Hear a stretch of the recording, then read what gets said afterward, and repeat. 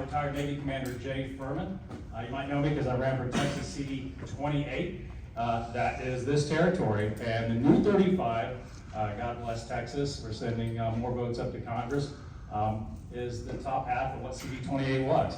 I almost took Bexar County by 50%. The general election against Henry Cuellar, and I almost took the election, which also Guadalupe was part of the old 28, it's part of 35, by almost 70% again against Henry Cuellar. Historic wins against a 22-year incumbent Democrat. I'm a retired Navy commander, as mentioned. I've served all over the world, and I came back to my home state of Texas to find it in disarray, borders looking like the worst that I've seen anywhere. And so I threw my hat in the ring after being a vaccine mandate whistleblower, and here I am been running ever since.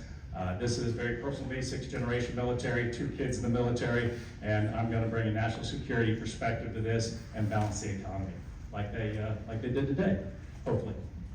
Fantastic. Representative Lujan. Thank you for having us here. My name is John Lujan. I'm the current state representative for House District 118 here in Bexar County. I'm also thankful to have my wife here and my son here with me also. We've been married 41 years. I have 5 boys. I worked in the Sheriff's Department 6.5 years, 25 years as a San Antonio firefighter, and I retired from the fire department because my business, a technology company, had grown. We're about 500 people today. I'm just real successful in business, and I love that. Decided to run office. Didn't think I was going to win because this seat has never been held by a Republican. It's always been a Democrat seat. I'm the first and only Republican to win it, and then I won the re-election also. Thank you, sir. And then Mark Everwine is next. Does he have any time you can see me? Sorry about that. Hi, I'm Mark Everwine, and I am our nation's best hope for her children. I am a home inspector. I've been doing that about 35 years, actually closer to 40 years. But most of that work is as a construction defects litigation expert. And what I do is I help homeowners or home buyers go after their builder for shoddy construction and other inspectors that don't do their job right. And I was on the Freedom of Information, this is for you journalists, I was on the Freedom of Information Foundation, Texas, one of, I think I was the only person who wasn't a journalist or an attorney. And I was the president of the Texas Association of Real Estate Inspectors, and I was on the Warranty and Standards Committee for the Texas Residential Construction Commission. And myself, along with the help of the press, helped take that agency down. It was an agency by the builders for the builders. They had no business in Texas. And I plan to do the same thing with these programs that they've got going on in Congress that steal from our nation's children. Thank you very much. Larry LaRose. Yes, please. My name is Larry LaRose. I grew up in San Antonio. I come from a military family. My dad was in the U.S. Air Force. I have 3 boys and 3 girls from 45, 40, 33, 32, 31, and 17. So I know family values, let me tell you. I was a Boy Scout, an Eagle Scout. I was the youngest Eagle Scout at 13 for 22 years. I held the record. I joined the U.S. Coast Guard. I got out of the Coast Guard, become an architect. I didn't finish, but I went to work for my father-in-law, which was an architect. We built all the Princess Santa Rosa hospitals. And now I build homes and flip them. And now I decided to get into the race because I'm a veteran advocate. I help veterans get their benefits. And I think with me in office, I would change the process of getting your benefits for veterans. Instead of taking years, I want to change it to months, maybe days. Because some veterans are entitled to their benefits, but it's very difficult to get their eligibility and the benefits which is due to them. And I gotta stop. My name is Larry LaRose. Thank you very much. Thank you. And Rod Lynch. Howdy, my name is Rod Lynch, and it'd be my honor to serve you as your representative in Texas 35th District. I am a conservative Christian constitutionalist, and I believe that leadership is proven by service, responsibility, and results. I'm an Air Force combat veteran who served as an officer, fighter pilot, and leader. When I retired, I established a small business, very successful in South San Antonio. I'm a former Texas peace officer, sheriff, deputy. I worked alongside Border Patrol in Texas and Arizona. I worked 10 years as a contract overseas with a top secret clearance where I supported the State Department and U.S. military.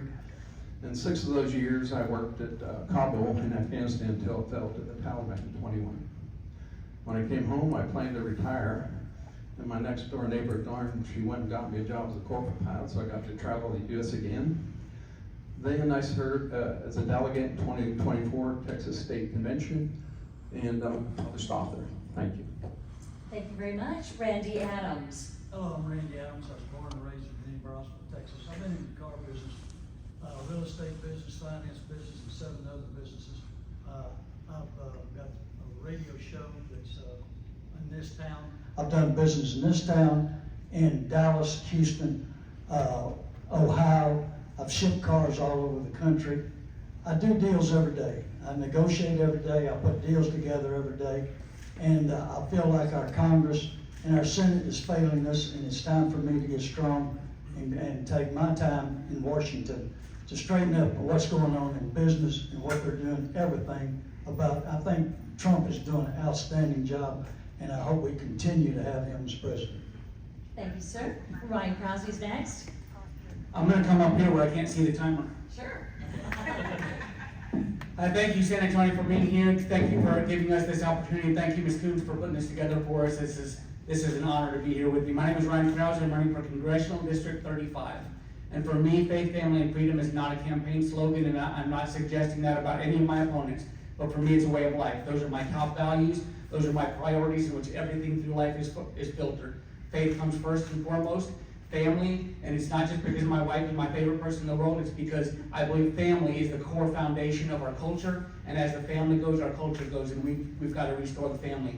And freedom, faith, family, and freedom. Freedom is because I believe in freedom. I believe in a free enterprise, free market, free society, where government is not hindering us and standing in our way, and I'll do everything for you to fight for that. And right here in San Antonio, I really look forward to serving on the Armed Services Committee, because I was a contractor at Fort Sam Houston for many years, and I know what Fort Sam Houston is all about. And I met with people there that I've learned from them and what's going on at Fort Sam and how we can restore Fort Sam, because Fort Sam, unfortunately, is becoming a ghost town. And I'm out of time. My name is Ryan Krause, Congressional District 35. Thank you. Thank you, sir. Now next is Vanessa Hicks Calloway. Good evening. I thank my Lord and Savior, Jesus Christ, for him allowing me, Lieutenant Colonel retired, Vanessa F. Hicks Calloway, to be born and raised in the great state of Texas. Amen. The good Lord has allowed me to have served for 26 years in the United States Army. I am a Bronze Star recipient and a 2-time combat veteran. I am also a 2-time Governor Greg Abbott appointee. I am also someone who has run for office before. I ran for the Texas Republican for the representative seat for Texas District 30, but I was unsuccessful, ran up against a 20-year incumbent. I've been a precinct chair. I have been a secretary for the GOP. I've also been a delegate for the county level and also for the state level, and I've been to plenty of conventions. I have also worked for the congressional level for the 27th Congressional District as a constituent liaison and also as a field representative. I also was honored to work for the United States Senator Ted Cruz. I was his field director for the South Central region when we ran up against Beto O'Rourke. I am qualified and I am prepared and I am educated to have this job. Vote for Vanessa. Thank you very much. Now Josh Cortez. Josh, you were for Joshua or Josh? Oh, you wrote to Josh, that's Okay, great, thank you. Okay, want to All make right. sure. Yeah, thank you all so much for being here tonight. My name is Josh Cortez, running in this brand new district, because I know it, this is where I'm from. 8th generation Texan, family's been here since 1773, and we fought in all the wars ever since, multi-generational military family. But that's not what necessarily qualifies me. What qualifies me is the fact that I helped flip this district in 2022, when we first went from blue to red. On top of that, I had worked also for our U.S. Senator Kay Bailey, had just been doing defense and veterans issues down here actually in San Antonio. This is my home. These are my people, and this is where I'm from. Also on top of that, aside from working in the U.S. House and the U.S. Senate for Texas Republicans, I actually went to go work on President Trump's campaign. We volunteered in the 10 days leading up to the election in Bucks County, Pennsylvania. Everyone up here that can tell you did this. I believed in the beginning of what the president could do, and look at it overnight, our borders went silent. That's what we believed in, because we were at the behest of foreign entities. Now we're not. So, given the background and experience, this is a great opportunity, not only for myself, but somebody that knows exactly what they're doing. Josh Cortez, thanks so much for your time. Thank you very much. And Carlos de la Cruz. Hi. All right, no, I'm okay. Listen, I'm running for Congress because I'm not done fighting for my country. You see, before my wife and I built a small business right here in San Antonio, I served 20 years in the United States Air Force, and I deployed to multiple hostile locations overseas in the Middle East after 9/11, and I've deployed down to our southern border to work side by side our customs agents conducting drug interdiction against some of the most dangerous cartel in the world. I can tell you that I know a threat when I see one. And as a father of a teenage daughter, that threat is against our young kids in this country. They are being bombarded by woke ideology and indoctrinated to not only hate their country, but to question their own identity. Now, I believe that the radicals on the left are trying to pull our kids away from institutions that give life meaning, such as faith in God, starting a family, and just being a part of the community. And I believe that we need to do something immediately to stop that, and that's what I want to do when I get to Congress. Thank you very much. Thank you very much, everyone. Great intros, all. Okay, Mr. Furman, you're our first up at bat, all right? You guys can all see, I'm just gonna grab, in this pen, if no idea, here we go.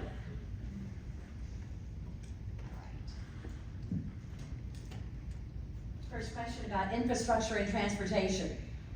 With rapid population growth in Central Texas, what are your priorities for transportation funding and congestion relief? Well, San Antonio does a great job. Now, we're always building here. The comparison would be Austin, that cared more about bugs than bridges and buildings and infrastructure for the people moving there. So I think we got a great start in San Antonio, and it's a good model to go with. Long-term military engineers, 50 years ago plus, helped plan and lay down the plat for the entire city. I think that's a good way forward for all of South Texas, Texas in general, because the bi-coastals are moving here. Incredibly important. And with that, with that perspective, city planning being a priority, we can't let the developers go crazy like they're doing in some parts of my district, without thought of water, without thought of neighbors, without thought of really a plan in general. So there's a balance there. I believe in free economics and the market really being the competitive system to work out the best solutions. But government has a place, and where federal grants do play in that, to be an arbiter and create a fair playing field, not only for those developers, but for the people. Thank you very much. Representative Lujan? I don't want to keep taking my glasses off. I have to have them. So here we go. All right. For you, sir, immigration and border policy. How will you work toward a functional immigration system that balances security, labor needs, and the rule of law? That's a very good question, especially in today's environment. I actually sit on a team right now with state officials and federal officials. There's two things that's going on right now. First of all, I'm for a solid border. We need to lock it down. President Trump has done a great job. However, we need a clear pathway for people to come in and say, hey, I want to come into work. I want to be a citizen. We have to have that planned out. The thing that kind of bothers me a little bit is when we're getting into immigration and we're going to say, we're going to push everybody back. We have to be careful when we do that. And what I mean by that, I live in a district. I live in South Bear County. This true story, I hope I have enough time for it. 22-year-old girl working in a restaurant, hadn't seen her there before, a taqueria that I always go to. What are you doing here? Been here a week. She graduated Southside High School. Of course, I get in my father mode. You're going to college, right? Yes, I am. I'm going to be a sophomore, UTSA, but I'm not going this semester. So why not? I don't have all my paperwork. And I said, what do you mean paperwork? She goes, well, I came here when I was 2 years old. Man, my heart just broke for her. Those are the kind of stories that I'm putting together because I know as a country, we need to be safe and secure, but we also have to have something in place to say, these people, you've got to be so many years, you got fines, you got whatever, but put that pathway so they can have that legal way because they're legal. I mean, they're citizens that are working and it's not their fault. We have to be real careful how we handle this. I love the way we're going, but we do need to tweak it so that it can be better. Thank you, sir. And Mark Everwine. Economy and jobs. What federal policies do you support to improve workplace development, skills training, and access to good paying jobs? Thanks for that question. It begins with education. What we've done is we've failed our children. Our education system is a dismal failure. And we openly admit, we readily admit that we have to import people from other countries to do the work for us. How pathetic. And the only way that works, the only way this system works, is a nation can't have its citizens not do the work of the country and import other people unless you do this. You put up social programs that take our children's future financially, we're at $38 trillion right now, and we give it to the current generation to sit home while we import workers and pay them minimum wage. The way that you improve this is we immediately restructure the way we're doing education. We bring trades back and we penalize these employers for hiring these people. What has happened is we've let 20 million people in, or maybe 30 million people, I don't know, and by design, we're gonna shoo some of them off. We're gonna say, oh, these are the worst of the worst, and then we're gonna lose our patience for what's going on with ICE, and the press is gonna villainize the ICE efforts, and then we're gonna be left with 5 or 10 million people here to take Americans' jobs. So when your children go to college and they pay an enormous amount of money for an education that should have been given to them in the 1st through the 12th grades, they have to pay for that. Then they're out in the workforce trying to compete with people that we imported, and we've got to stop this nonsense. We can do it, and we can do it overnight. We just have to restructure these schools so we're teaching these kids the trades. Thank you very much. Larry LaRose, you're next. Oh, I'm sorry, you're next, right? 1, 2, 3, 4, okay. All right. You're about to get one. You're about to get it, my friend. All right. Economy and jobs. What is your plan to support small businesses and local job growth in Central Texas? Well, first of all, the SBA loan process is very difficult. There's too much red tape. We need to streamline the process of the SBA loan. Also, we need to create more jobs, like Boeing needs to create more jobs. Toyota needs to create more jobs. Because these young people are going to school, they're getting educated, they're going to Palo Alto, but they get a job that says, would you like fries with that? There's no good jobs in San Antonio for young people to have a career move. You know, when we were growing up, you could go get a job somewhere at Kelly, Randolph, anywhere, and you would have a career. This is why the kids get educated and they move on to a different city, like Chicago, St. Louis, abroad, so get good paying jobs. My daughters, one lives in Paris and one lives in Edinburgh, and they work for Google, and they're making good coin right now, but they can't get it here in San Antonio, and they're all educated. My daughter has a doctor's degree in pixel video technology. My other daughter is an architect in Paris, and they're making good money.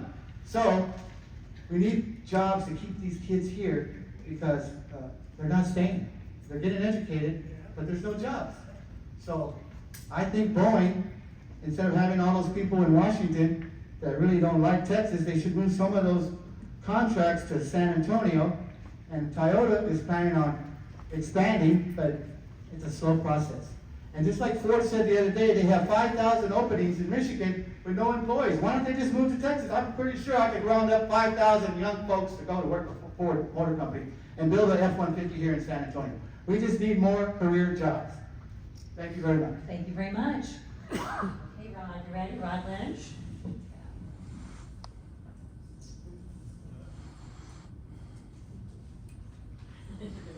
Okay. Trump said he was going to run Venezuela.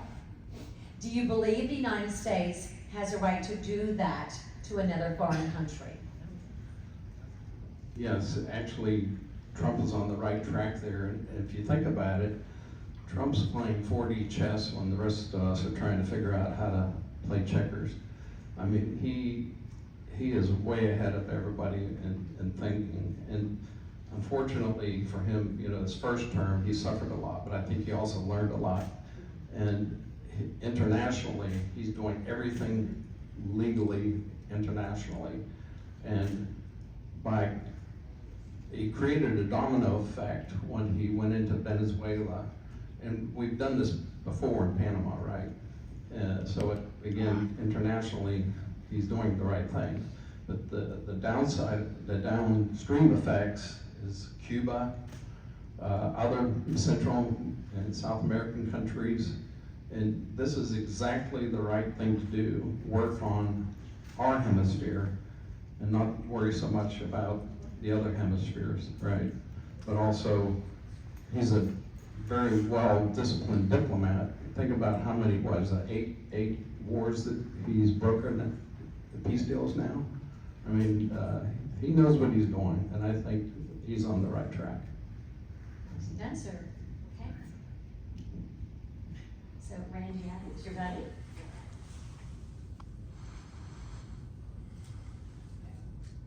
Energy, environment, and water. How will you address long-term water security and drought management for Central Texas? Well, we do have a water problem, and even in New Braunfels, there's subdivisions are being stopped from being built. The people, the rich people, there's several of them. The number one owner of water rights is a man in Oklahoma, but Bush family owns the second most water rights. But they're thinking about the future. We need to think about the future. How many gallons does it take for an oil well when they frack one? 1 million gallons. Now we've got AI coming, and what are they going to do? It's going to take a lot of water, a lot of energy. Are we prepared for that? We're not even prepared for cold weather most of the times, and storms that comes in. So we need to put people together, and in California, it's hard to believe, but you're not allowed to catch rainwater. A lot of people don't know that. There's houses up on 281 that catches rainwater, and they're $3-4 million houses. We're not thinking ahead of the future for electricity and for water. So we need to put a group of people together that knows what's going on and be prepared for what's going to happen in the near future. Growth is coming this way, housing's coming this way. We've got 12 million foreigners that have come here. They need food, they need automobiles, they need housing. And so we've got to think ahead, and we're not. Just like transportation between New Braunfels and San Antonio, we've worked on I-35 for 50 years and it's still behind times. We're not thinking about the future, and we really need to sit down and study what we do, where we're going, and when we need to do it. Thank you very much. Ryan Krause. Housing and affordability. What federal tools would you use to increase the supply of affordable housing in the San Antonio corridor? Good, thank you. And thank you, Ms. Coons, for this format. I think I can probably speak for most of us to say this is fun. I enjoyed this. So thank you. Well done. Thank you. So affordable housing, that is a big issue, because one of the things that we've heard is that years ago, the average age to buy a home was 29 years old, and now it's closer to 40. There's a lot that goes into that. Number one, millennials don't want to own homes. And I mean, they've been saying that for a long, long time. They want to be the generation that's on the move, and they don't want to own homes. So we need to measure the need. But to go to affordability isn't necessarily that the federal government's making this hard. I mean, we can talk about interest rates and everything else, but it's more of a local issue. I mean, I've talked to many, many builders about this exact problem. And the problem is overbearing regulations and trying to get things done. When a developer buys a piece of property, and I agree with what was said earlier too, is developers need to come in and there needs to be planning for the future. We need to look at water and electricity. We need to look where all those things are coming. But we also need to make it easier on developers too, because they can buy a piece of property that they're gonna build a house on, and they sit on that property for a year and a half, 2 years sometimes, trying to get permits to build on that home. That costs money. And who's paying for that? The young person that wants to buy the home. The developer is certainly not gonna carry that cost. And so we've got to look at it from a local level. I'm all about getting the federal government out of our lives and backing the federal government away, and that's why I want to go to Congress. We need Congress with a backbone that's going to get Congress doing what we're supposed to do, but also pulling back regulations so that local governments can actually move forward and move freely. And on a local level, we're running for Congress, but on a local level, we need our state legislator to back away from counties and give counties permission, I think I'll get agreement with that too, is give counties permission to move on their own jurisdiction and be able to retrieve money from developments that are going on in their own areas. And so there's a lot that can be done in that, from a whole perspective of things. Thank you. Thank you. Thank you. And I heard you, Vanessa F. Hicks Calloway. Questions for you, my dear?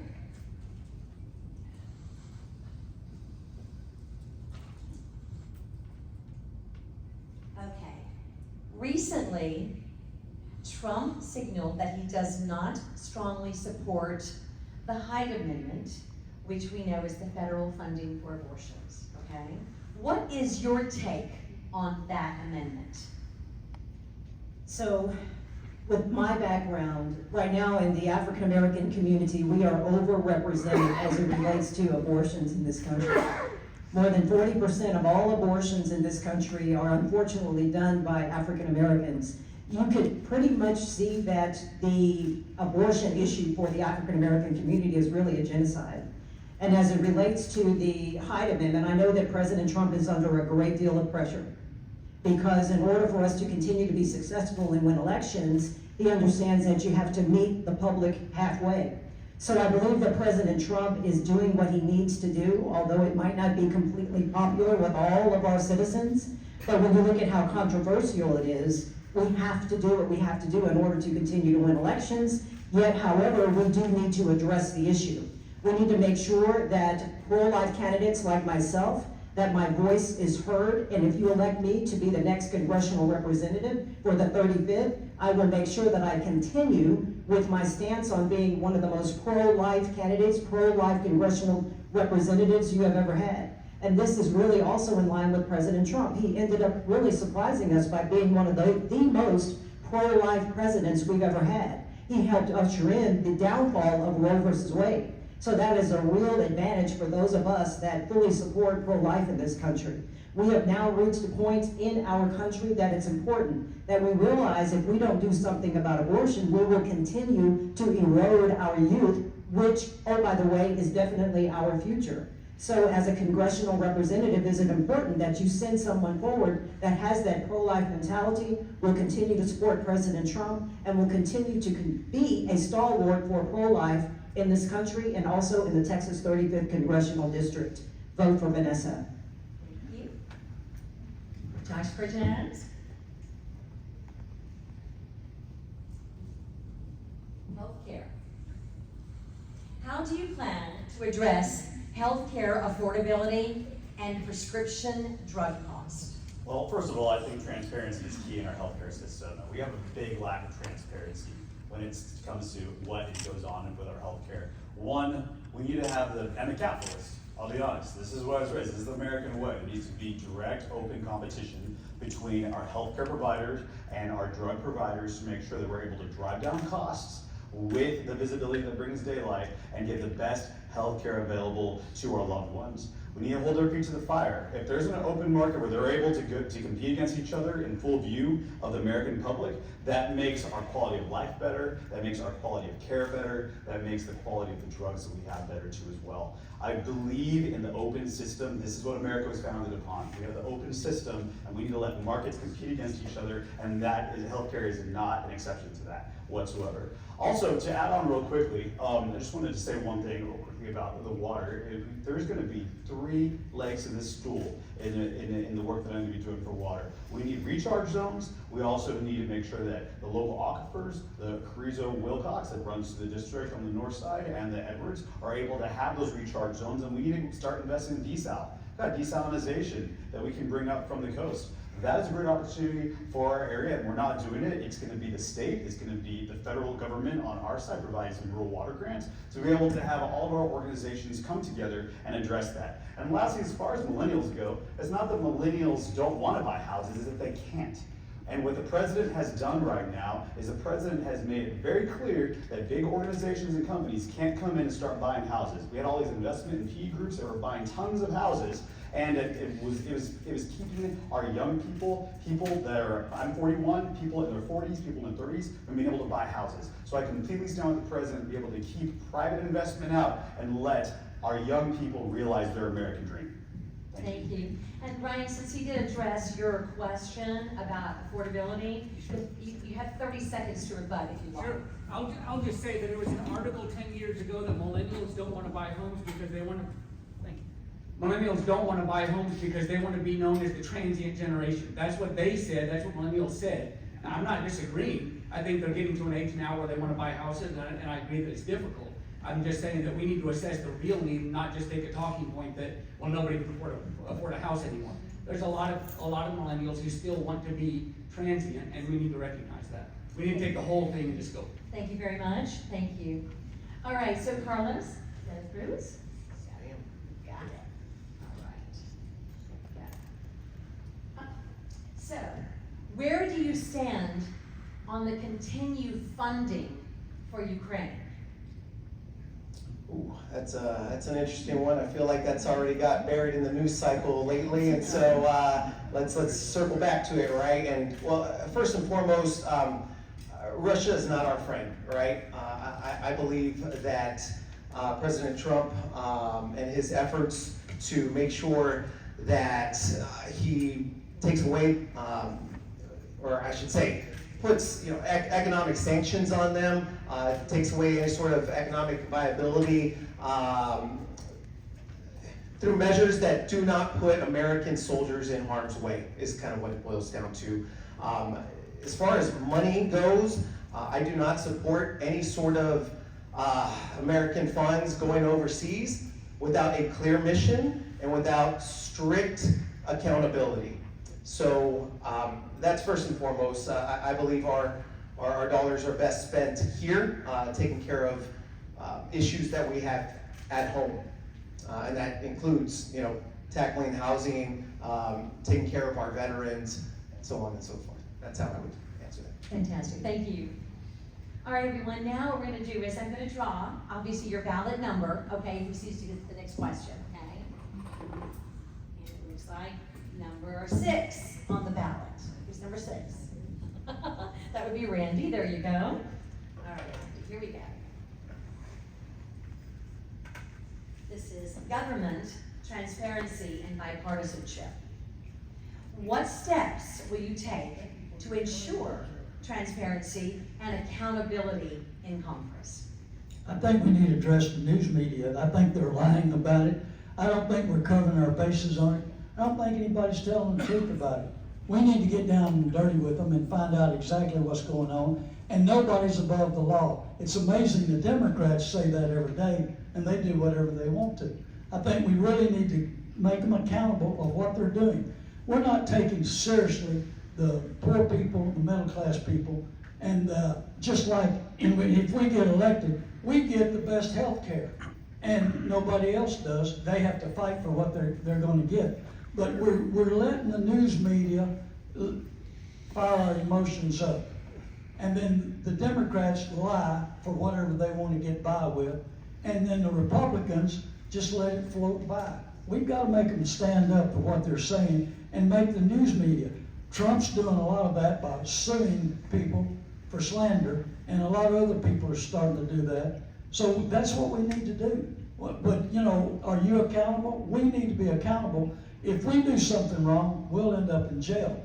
But if they don't pay their income tax, they don't go. I mean, they're way behind on that situation.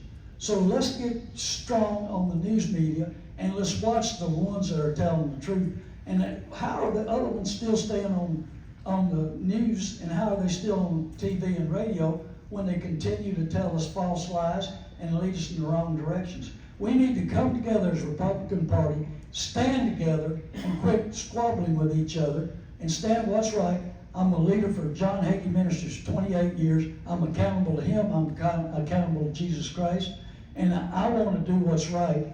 And in the car business, you can question anybody and the big auctions. I tell the truth. They come to me when they need help. I'm Randy Adams. I'm running for CD35. Thank you. Number 7.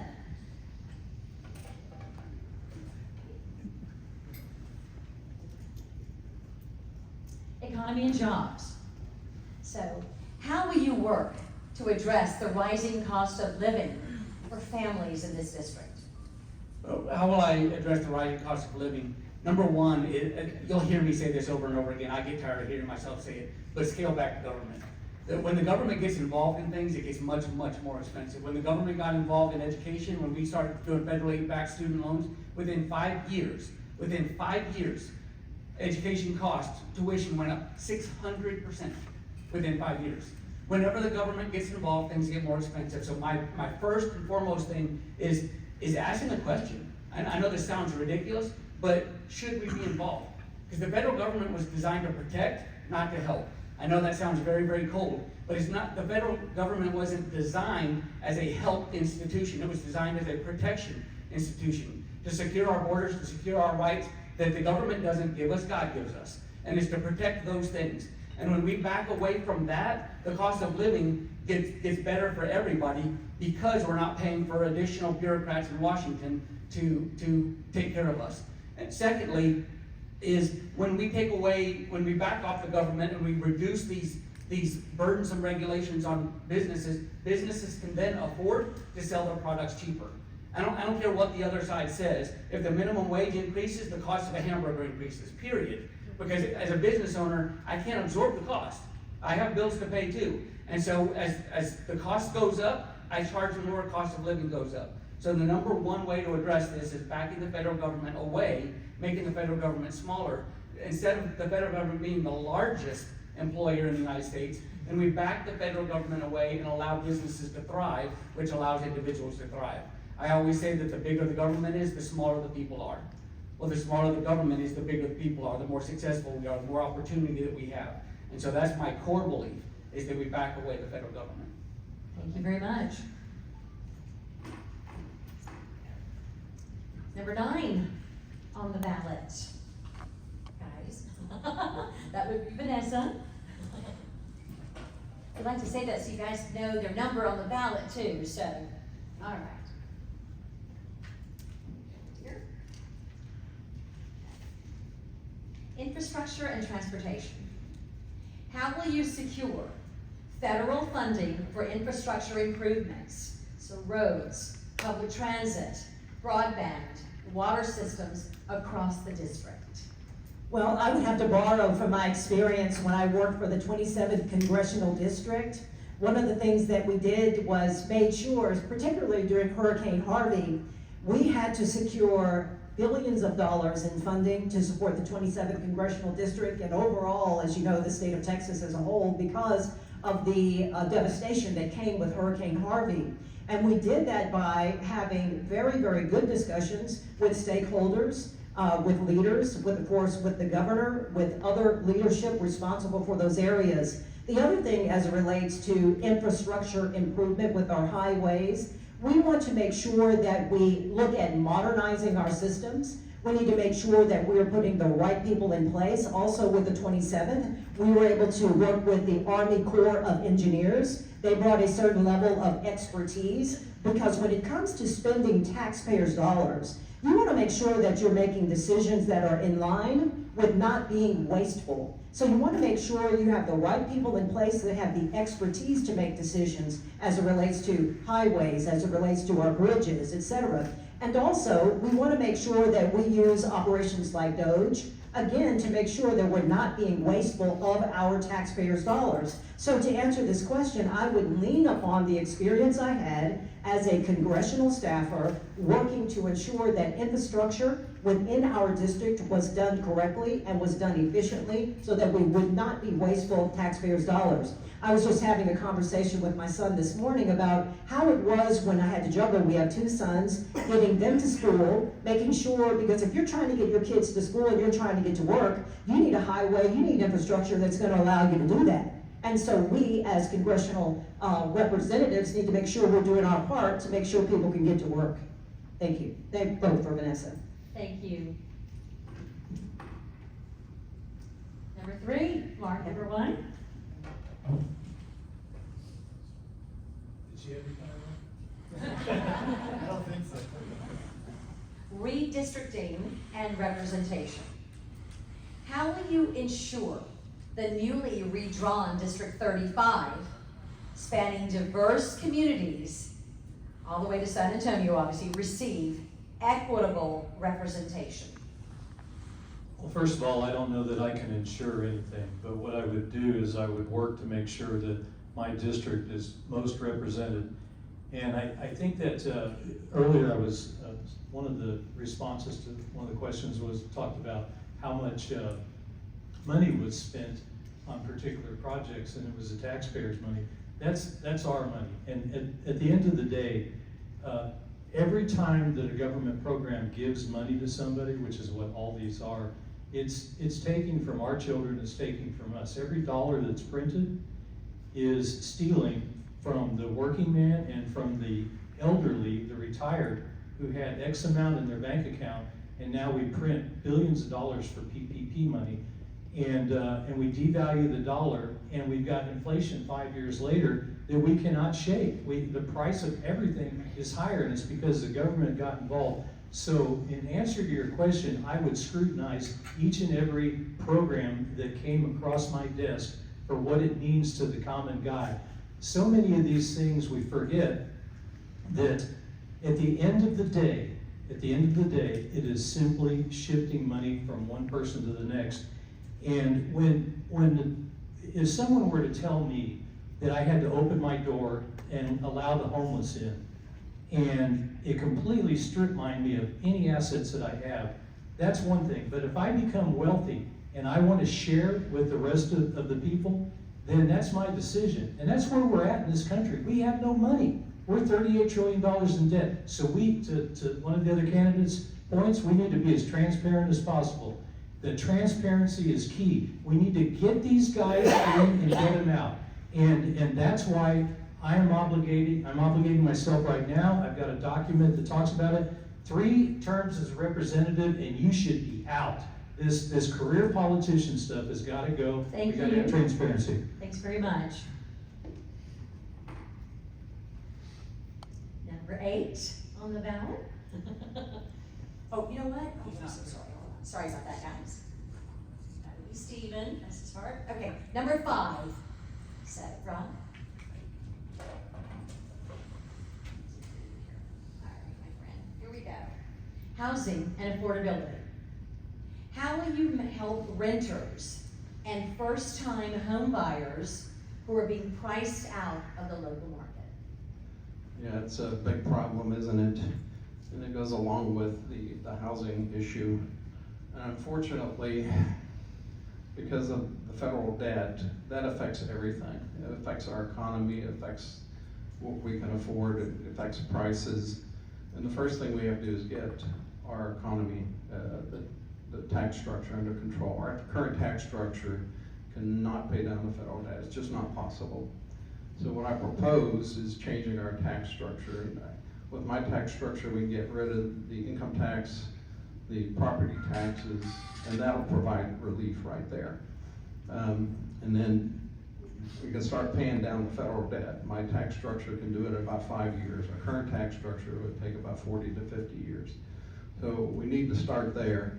And when we can do that, we need to work on our welfare and entitlement programs. Currently, 55% of Americans rely on welfare and entitlement. That's 178.5 million Americans. It doesn't work. That's why the federal government's in debt. We can restructure our welfare and entitlements so we can actually lift people out of poverty by consolidating everything. If we consolidate, we can save about $1.5 trillion right there. And then we can give people the assistance they need for housing and rent. That's the way I would do it. Thank you very much. Okay. Number 2. Representative Lujan.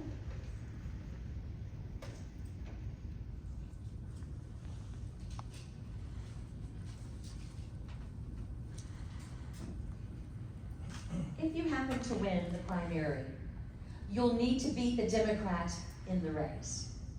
Tell us how you personally will be able to do that more effectively than anyone else on this stage this evening. First of all, I couldn't have asked for a better question. You guys saw me draw. You saw me draw. But that one, to win the 118, that's a good question because I'm so thankful to Bexar County party. You guys were with me every step of the way. The support I got from the party, from you guys, was phenomenal. I wasn't supposed to win the first race, and I did. And then to come back and win the second one, I don't know if y'all realize, the last election, this race, my race 2018, was the most expensive race in Texas. $2.8 million against me. The Democrats came out hard. I mean, very, very hard. Mayor Nuremberg was blocked, 2 days before the voting, the last early voting, Mayor Nuremberg was there, Menendez was there. Clark comes in, I tell the story, my friend tells me, man, there's no, more people are coming against you as an SUV. And I said, no, they're gonna vote. But they had so many people in my opponent. And then out of the band comes Beto O'Rourke and Wendy Davis. Yeah. And they're all for my opponent. And I looked at my wife and I said, man, can we overcome this? I said, I don't know, this is too much. I just felt like a big wave coming over. If it wasn't for other Republicans walking through, I don't, just ignore them and stuff. And you try, but we're human. But we won that race. But we did it because we had grassroots. I've lived my life, I'm a Sunday school teacher for 30 years. I still teach Sunday school. I've got big groups, I'm Pop Warner football, business, firefighter, all of those things in my community. Never thought I was gonna run. And when I ran, I saw, man, all my life has come into play. When I'm on the House floor and we're going over issues, and I'm thinking, none of these people, not these guys, I'm talking about the House people, none of those people had walked through my shoes and seen what I'd seen. None of them have seen some of the things that are suffering that people don't know about. And to me, that made all the difference. And that's what kept me in the fight to make sure that we win. Thank you, sir. Thank you. Number 4.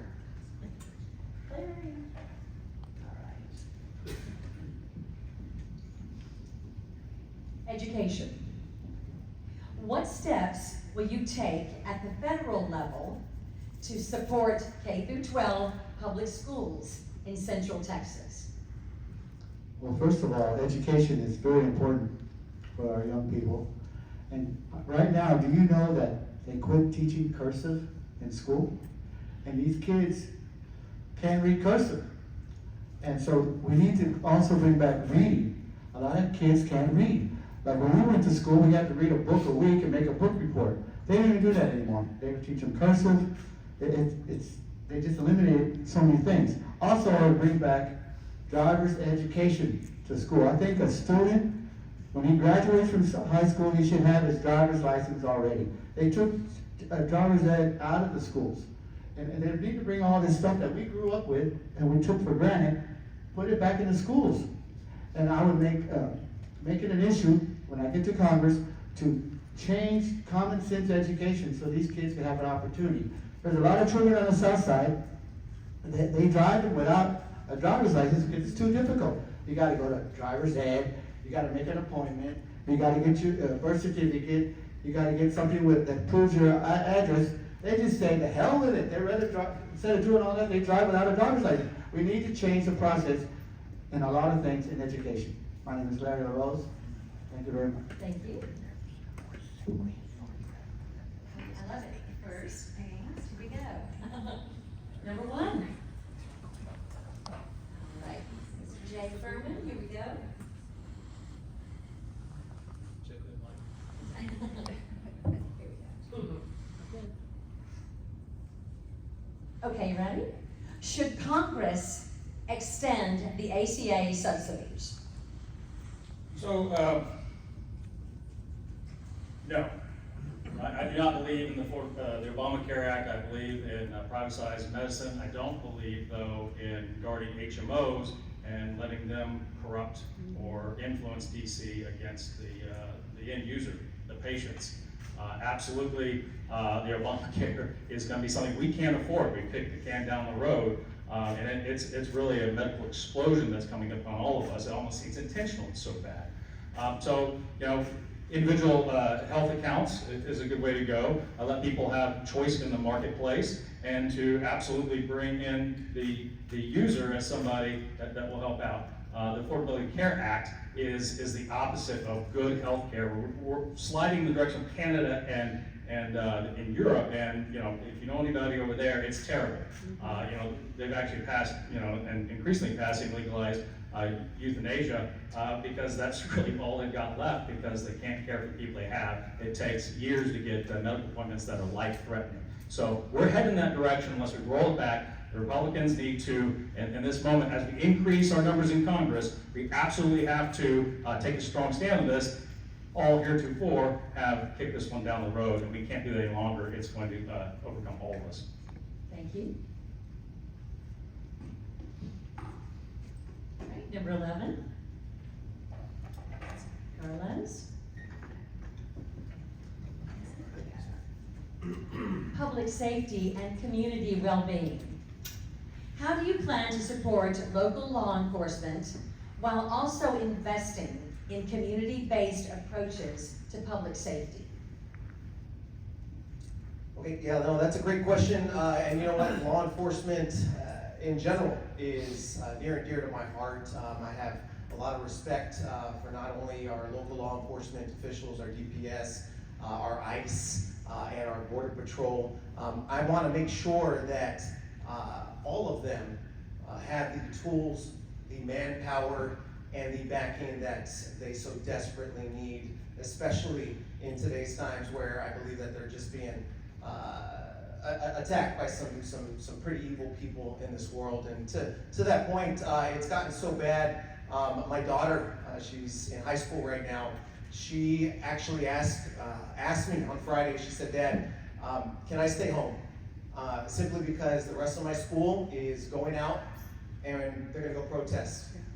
They're gonna go protest ICE, and it's unfortunate because my daughter had to miss out on her education that day just for, you know, the chance of being bullied or not being included into that. She didn't want to go out there.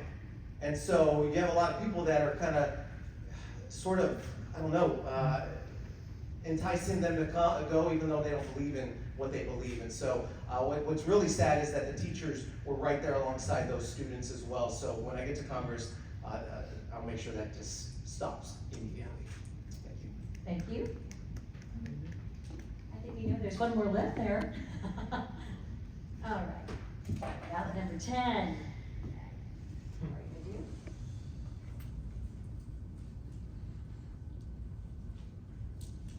gonna do? Here we go. Immigration and border policy. Of course, given Texas, you know, proximity to the border, okay, these I think are important to the voters. What reforms do you support to improve border security while also ensuring humane treatment of migrants and asylum seekers? On we want to make sure that we codify the president's executive order on the border. That needs to be done immediately. We should not be subject to the whims of any political party.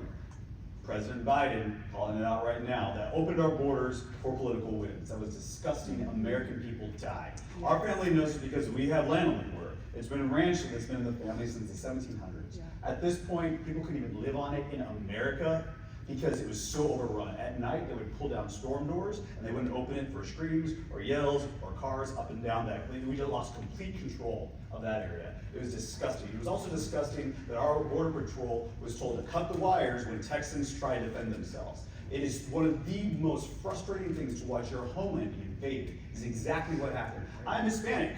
But I'll be the first to say, just because someone's the same color as I am, doesn't mean we're on the same team. And it's disgusting that the news media tries to make it that way. They're all the same mindset. We're all trying to let people come over. You know what, if I go down the street and I steal a ham from Walmart and I run out and I get shot doing it by a police officer, you know what, I was stealing a ham. There are consequences for what you do. And people are like, oh, well, the poor kids, you know, the families, they knew what they were doing. They knew there's consequences when they came here. So I'll be the first person, I'll be the wall these people, no pun intended, these people beat their head against, because I'll stand for our rights as Texans and Americans on the border.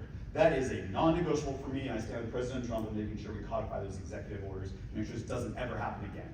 because we went from 100 to 0 overnight. I want to make sure that happens. Lastly, quick round robin, since I have a little bit of time. No more money for Ukraine? Absolutely not. It was disgusting that money went to them when North Carolina, like a bomb went off after that hurricane and they were being ignored. When that train exploded or turned over in Ohio and it poisoned the farmland, and we still said, we didn't clean it up, we just ignored it. President even go, we let more money go to Ukraine. Absolutely not. Full stop on that. Also, as far as education goes, Texas isn't going to be involved. I mean, the federal government isn't involved in your education. Leave that to the states. Texas can do it better than the federal government can. Keep the federal government out of our schools. Thank you.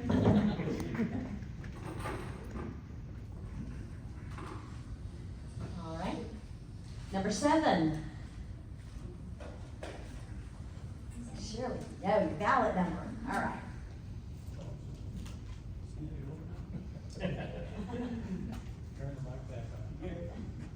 All right, Ryan, here we go. Can you ask me somebody else's question? I have better answers for everybody else's questions. Oh, you're doing great. You're doing great. Okay. Again, immigration. Okay.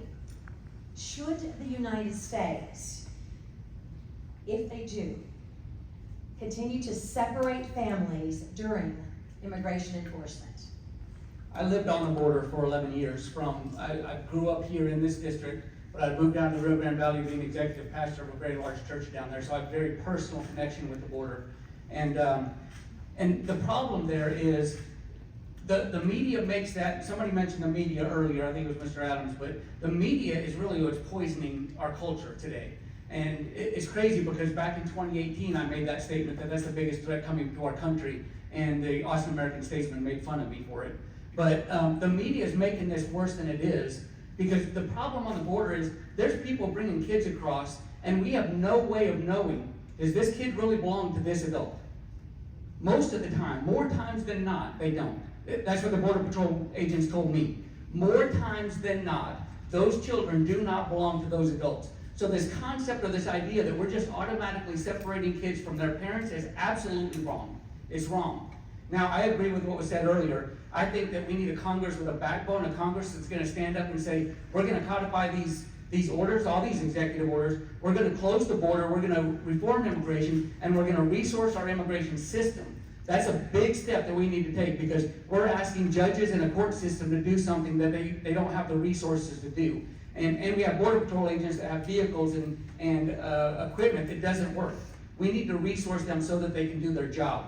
We actually have a good immigration system. We just need to get back to using it. And so, and yes, there are improvements that need to be made, but we need to follow the system that we have.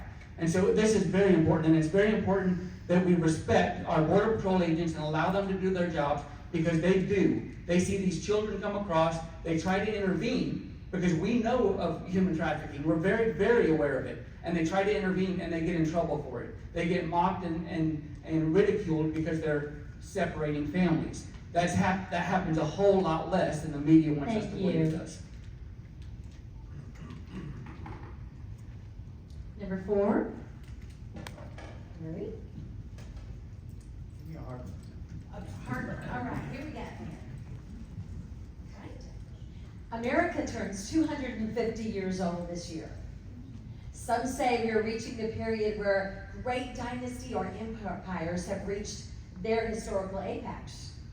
What is the number one thing America needs to do to secure our prosperity and dominance for the next 75 years?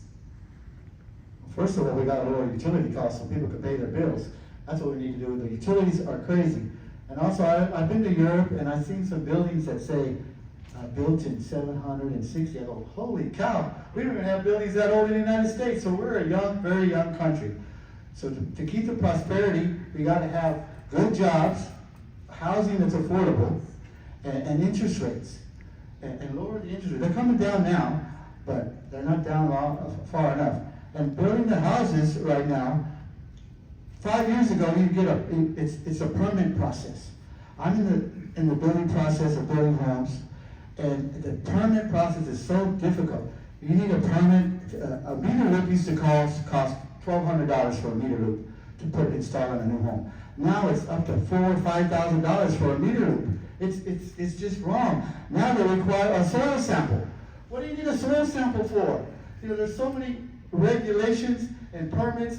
That's why a $98,000 home that you could build 8 years ago cost $250,000. And it's a permit process and the cost of 2x4s. 2x4s used to be 98 cents at Home Depot. They went up to $7 a piece. Now they're slowly going down. We just need to reduce the prices of lumber, permits, utility costs, and copper. Like 60 feet of copper used to cost $58 for a meter. Now it's $1,200 just for the material. It's ridiculous. This is why the homes cost so much and why these kids cannot afford a home, because it's priced out of their budget after paying utility costs, water costs, car insurance, car payment, diapers, formula. How are you gonna afford a house? You can't. You gotta move in with grandma. So we need to change the process, the permit process and the cost of materials, so these young people could buy a home. Thank you, sir. Number 11. Melissa Cruz.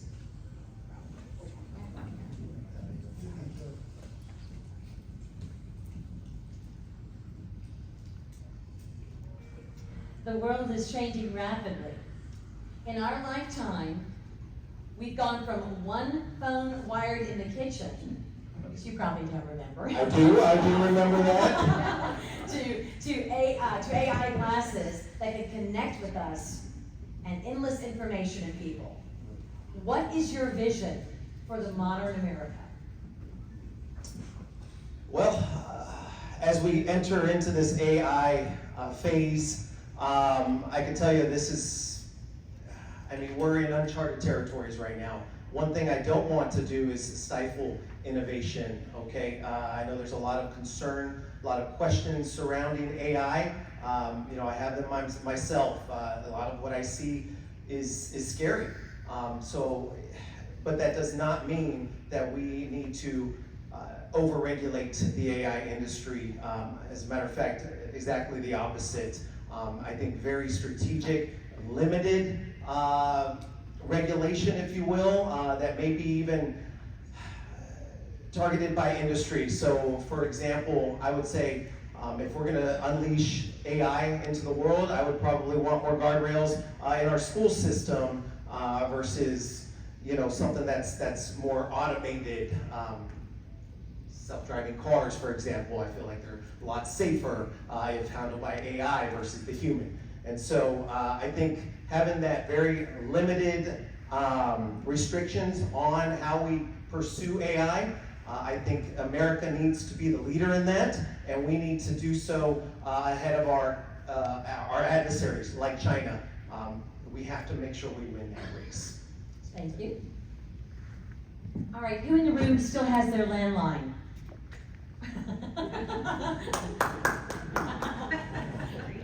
You'll be coming to our house when they cut everything off, I'm telling you. All right, number 9.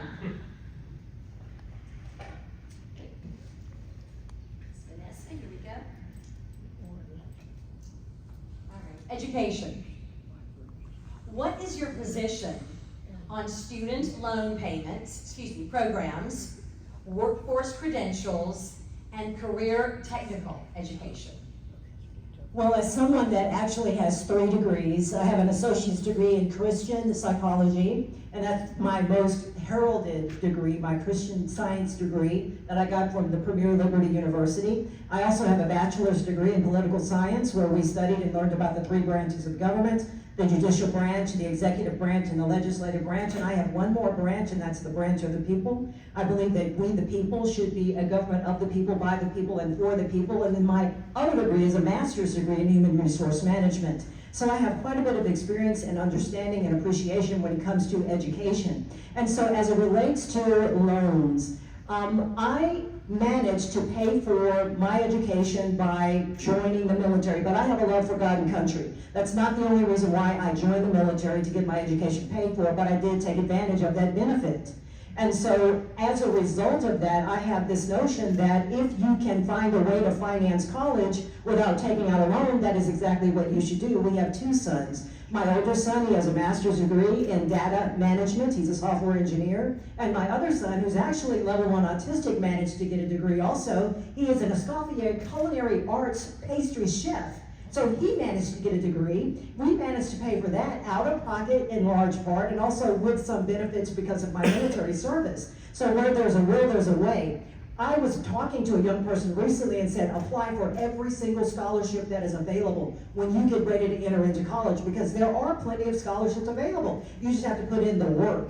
And so as a congressional representative, I would make sure, working with colleges and universities, that they have plenty of scholarships out there that young people can take advantage of. So I do not support getting heavily in debt with student loans, because you're looking at people right now with $250 million worth of debt and a degree in women's studies, something that they can't do anything with. So we have to be responsible, educate people that there are ways to pay for college.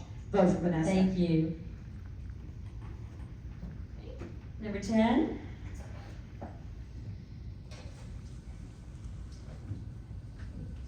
Also education. Josh? How should Congress address teacher shortages and retention? First of all, we need a reset in our teachers in this country. There used to be 3 areas that the congressional delegation would never touch. It was our firefighters, God bless them, our police, and our teachers. And the recent years, in the past 5 years, the teachers have become activists in our public schools, leading these students out, and we've lost a lot of respect for teachers locally. A lot of the seasoned teachers won't even stay anymore because there's rampant running amok of the students. There's no discipline in the schools. That's why it needs to come back down to the states to handle it, because Texas education systems would handle things a lot different than people out in California or New York. Like I've said before, the federal government does not be involved in our local school districts and the local state board of education. At the very best, we want to make sure we provide grants. So to add on to what Vanessa was saying, there's an area to pay off grants for our students. It's called a PSLF. And those of you that are familiar with it, it's a public institution loan forgiveness program that if you decide to go be a librarian or a teacher, or you decide to work in any sort of public service, a firefighter or a policeman, after 10 years, the government pays off your loans. That is something we can do to get some good teachers in from our local institutions that are God-fearing people that will not be there to poison the ideology of our students. We want to make sure that's one. Second of all, to add on to education as well, not only are loans out of control, but they're predatory. People want to have loan forgiveness. I don't believe in loan forgiveness, but I do believe that some of these predatory loans at upwards of more than 7% interest rates for our students, which is ungodly. If you have 150K and it's at 7%, we should bring that interest rate down to 0 to help them be able to pay. The government can control the interest rate on that. Don't pay it off, but let's make it a little bit easier, because like we said earlier, these students aren't able to buy their houses, not able to have local buy-in in the fabric of our American society. So we want to make sure that's done too as well. Lastly, as far as education goes, like I said, with the ability for our office to be able to bring in local. Thank you. Thank you. Okay, number 3, Mark. I just want to say, if I'm elected, I think I found some of my staff members. All right, we got a nice long one here, my friend. Okay. We can all agree America was founded on Judeo-Christian values, along with freedom to practice religion as one chooses. But in the last decade, we have seen a dramatic rise in Islam. And they're using our own religious freedom laws against us, from massive communities just for Muslims, to using arbitration laws to bring Sharia law here at home, to creating vast networks of fraud of public dollars.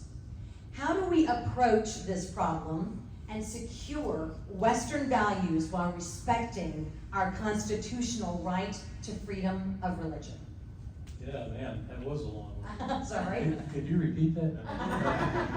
So in 1948, McConnell versus U.S., and then in 1962 and 1963, in cases involving Madeleine Murray O'Hair, the Supreme Court ruled that prayer in school was unconstitutional because tax dollars flowed to the school and was a violation of separation of church and state. And I think the first thing we have to do is we need to be fair to everyone, and what we need to do is when those prayer blankets get rolled out on public streets and sidewalks, Those are institutions paid for by the tax dollar. It doesn't have a roof over it, but it is still a taxpayer-funded entity that they're having the organized prayer on. You have to go after them so that everybody's treated fairly. The other thing is that decision, while I agree with it in 1962, 63, and 48, while I agree with it, I say that Christian prayer was there 400 years before the first tax dollar flowed to those schools. So if we're going to do this right, we're going to extricate those tax dollars. The moment that tax dollar flowed to that school,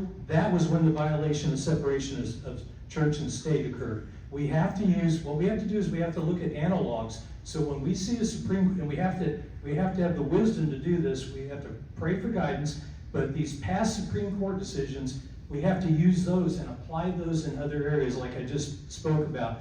What we can't do is we can't have the court system where it's years later where something gets done. The other thing is, if I'm elected, I'm going to work towards federal judges no longer being able to issue decisions based on constitutionality if they are overturned by a higher court. If the Supreme Court says that decision is no good, they are no longer allowed to do that. We cannot have these activist judges going after Christianity the way that they have. Thank you very much. Number 1, Jay Furman. Redistricting and representation. How will you stay accessible to constituents across such a geographically large and diverse district? Well, it's a lot more sensible than it was. It was downtown Austin, pencil stripe I-35, downtown San Antonio or thereabout, and it didn't make sense. The issues were not neighborly, if you will. Now, it makes a little more sense, and we share some of the same issues. Now, we go from rural to urban, for sure, but at least it's more contiguous. I believe that I have 800,000 bosses, and I'm interviewing with all those folks right now, and I'm accountable to each one. We're about to roll out, and I did this in my last campaign, the last month of the voting, or right up to the election. We held a Zoom town hall every night. And I sat there, and people called in, they asked the questions, and I was really trying to model what my leadership style would be like in office, and be accessible, and really kind of flip DC upside down. We have an elitism model right now, and it shouldn't be so at all. Public service, something that runs to the heart of my core. I've done it all my life, and I continue to do that going forward here, if the good Lord so wills. Thank you very much. Number 5. You ready, sir? That's you. Rod Lynch.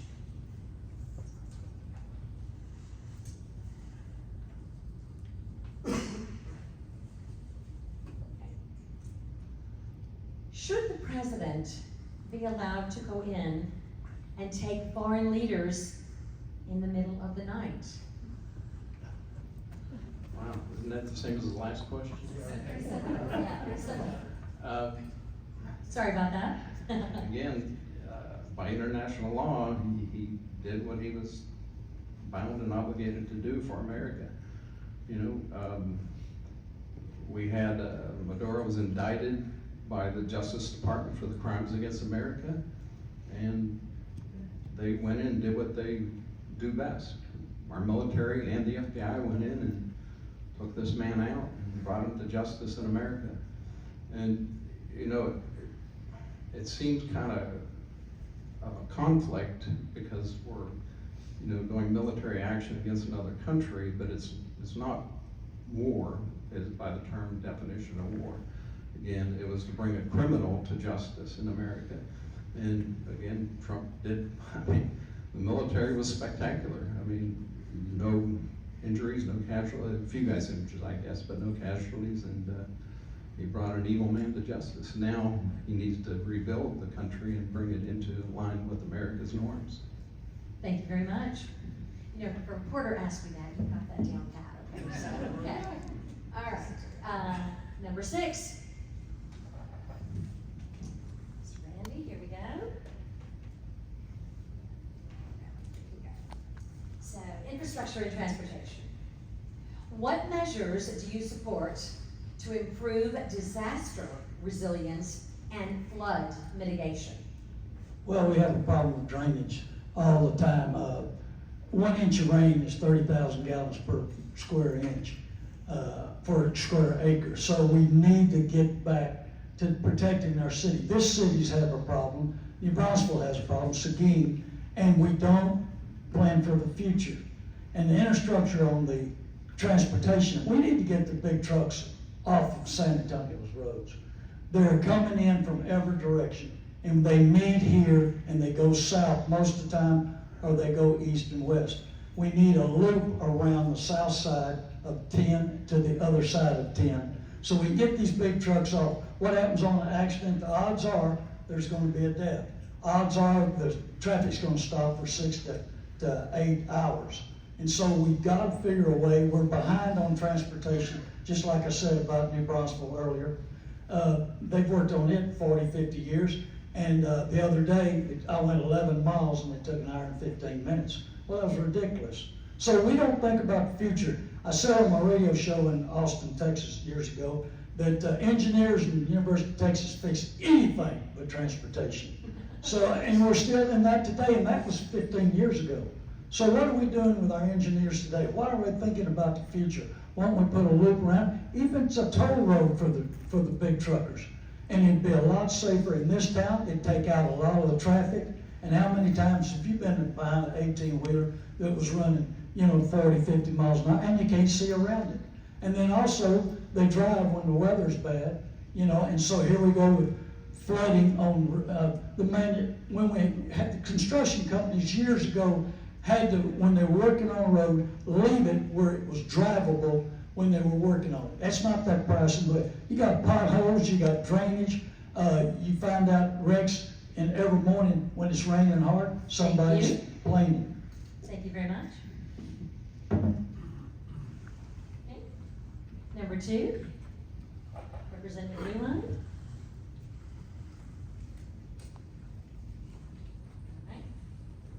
Okay. Donald Trump was able to connect with young people, particularly young men who felt forgotten and blamed for our modern problems. How do you plan to stay connected with and expand the Republican Party's reach with young people? Oh, that's a good question. And you're talking to a youth leader for many years, and now we teach young adults. My wife and I are young adult teachers. I've got a whole history of working with young people and giving back, and especially when it comes to jobs and workforce readiness. In our district of 118, we just got JCB, and right now they're building a 1 million square foot building on Highway 16 in my district, 118. I was fortunate to work with Governor Abbott to do that. This time next year, we'll have 1,500 jobs there. I love working with A&M, Dr. Ochoa. I work with Palo Alto College, Dr. Garza. We're putting together plans. If you were to go to Palo Alto College right now, the whole room that they set up is set up strictly for Toyota and JCB welding jobs. And they're not just teaching welding, they're using the equipment that they're using in the industries. And that's not by accident, that's by bringing all the people together to work together. Those are things that I'm very, very proud of. Plus, I think if young people can start realizing that, man, if they just, and I preach this all the time, everybody, you work super hard at what you're doing, whether you're washing dishes or you just do super hard. Be the best you can be, because God's preparing you for something greater. And I'm a firm believer in that. I've lived it, I've seen it, and that's how I reach out to young people. Thank you very much. That was everyone? Sure. Everyone had that third question? Great, okay. All right, you guys, here we go. Number 2.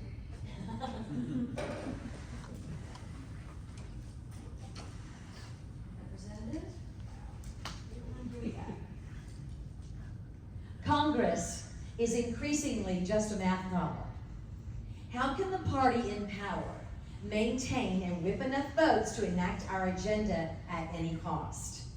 And the pendulum has shown it's always swinging. So what issues do you see that we can find in common and speak to Americans on both sides of the aisle?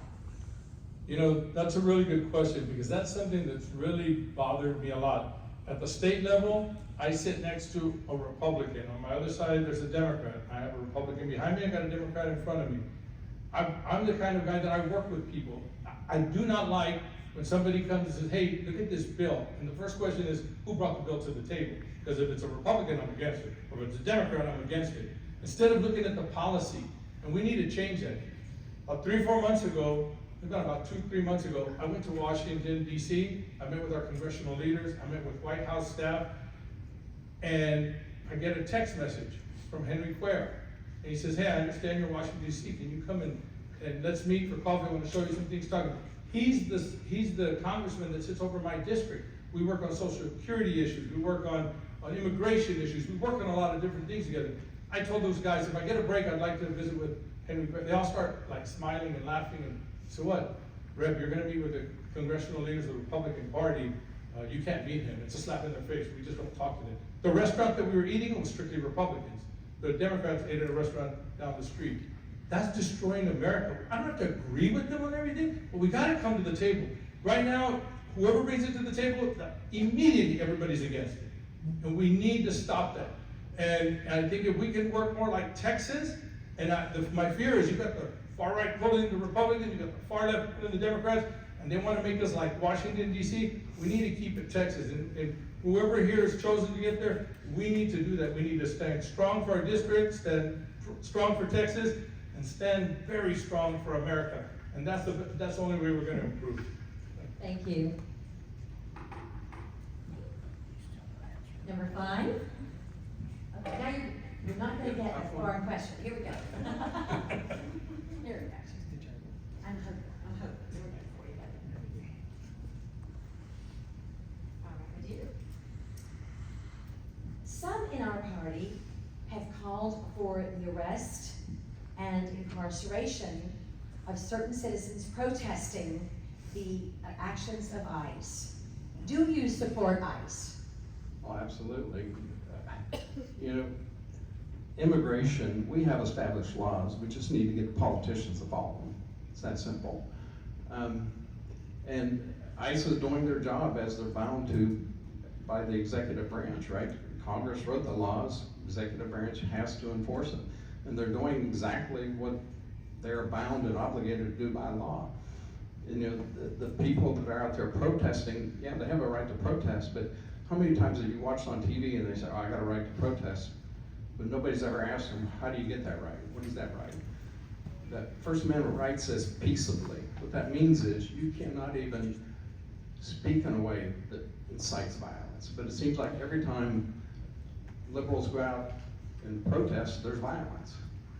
They say it's peaceful when buildings are burning down around them, but you know, ICE is doing the job they need to do. The people that are interfering with ICE need to be arrested. It's that simple.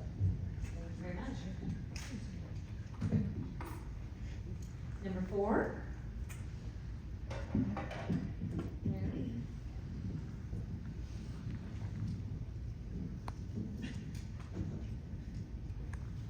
environment, and water. What is your plan for securing reliable and affordable energy for Texas residents? That's a good question. This is 2026, and we haven't figured out a way to lower energy costs. If you look at your electric bill, you're only paying this much for electricity. Everything else is fees. Why are all these fees? Because they don't have a plan to reduce the cost of electricity. There needs to be a plan to produce electricity so the ratepayers, you are ratepayers. You pay the bill. We need to reduce the cost of electricity, and there's plenty of plans out there. Like they eliminated coal. The reason they eliminated coal from the power plants is because they don't know what to do with the ash. Let's find a way to deal with the ash. We could probably put it in cement blocks and make reefs out in the Gulf of Mexico for the fish. Maybe that's a good idea. Or use trash. Grind it up into dust and coal dust and natural gas and burn these turbines and reduce the landfills. We have landfills in every city. Do you realize what a landfill does? It produces energy. Have you ever had a compost at home and you stuck your hand in it and it's nice and warm and toasty? What do you think these landfills are doing to the earth? You know, they call it climate warming, climate change, and all. No, we're doing it to ourselves. You know, everybody throws away trash. I think everything should be recyclable. We should stop putting it in the ground. That's one thing we could do to take this trash, make it combustible material, and use it for these energies to produce energy and lower the cost to produce energy. You know, ERCOT has a plan where you cannot open an energy producing company to sell your energy to ERCOT. You could only produce electricity and let an existing company buy it from you, like CPS Energy. They're a monopoly. They should be deregulated because in a lot of counties you could buy electricity cheaper Thank you. than CPS Energy. Thank you very much. I could go on forever on this. Number 7. Mr. Langhausen, here we go.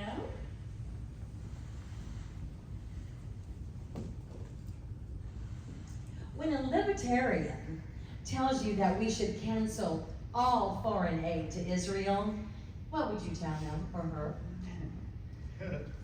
I would tell you that it's better to fight battles on foreign land than our own. That's probably my first statement. But I think that our interaction with other countries, Israel being first and foremost, for our interaction with other countries needs to be in recognition that we are protecting. As I said earlier, the U.S. government is designed, the federal government is designed to protect, and our interaction with them should be, in all essence, to protect the American citizen. And I think that Israel has been an amazing historical partner with America, and we need to foster that partnership.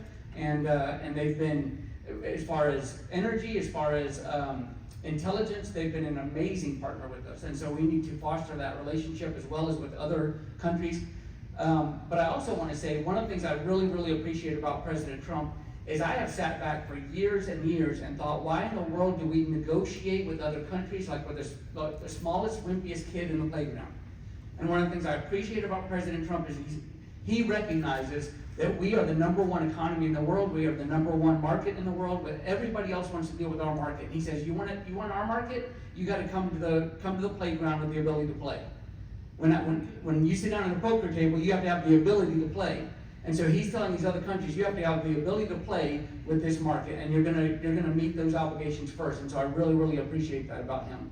And finally, one of the things that I want to add that I've been neglected to say is we have some great candidates up here, great candidates, and we have some very, very, very intelligent responses. But first and foremost is we need to acknowledge God, and we need to ask Him for direction, because we can come up with all the solutions that we want, but we're not getting anywhere if God doesn't set us straight and direct the path that we should be on. Our mind out here. Thank you so much. Number 3, Mark. Mr. Everwine, here we go. Well, I already asked God, so all my answers are. Public safety and community well-being. What are your priorities for addressing crime, mental health needs, and community resources? Yeah, those take organization. They take a court system that's willing to go into the community and look at what we've got. You know, we had there was a famous case where, and I'm not sure what state it was, but it was a sanitarium, and they had all these, I think it was Blackwood, and they had all this filth, it was just deplorable conditions, and you had carcasses, and they said, we can't do that any longer. But all we did is we opened the gates up, and now they do that out on our streets. And we've got a system that, and I can speak to this because I have an adopted daughter that's mentally ill, and she's a street person. And we've watched this now for, about 12 years. They're in and out. There is no real help. And the court system, the attorneys, they've turned this thing upside down to the point where everybody's afraid to hold them for any length of time. And what they do is 3 days of pharmaceuticals, they release them, they're back out on the streets so they can do the illegal drugs.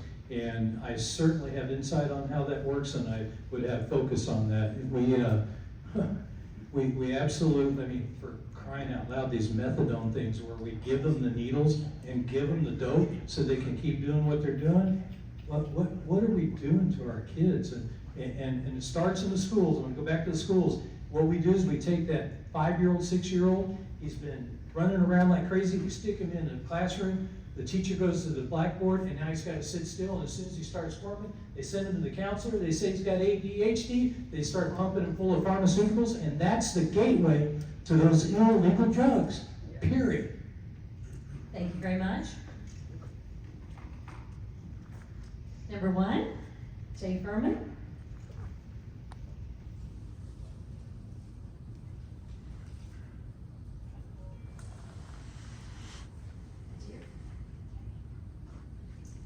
Being able to articulate our beliefs to those who disagree with us is very important because you're representing all of us in DC.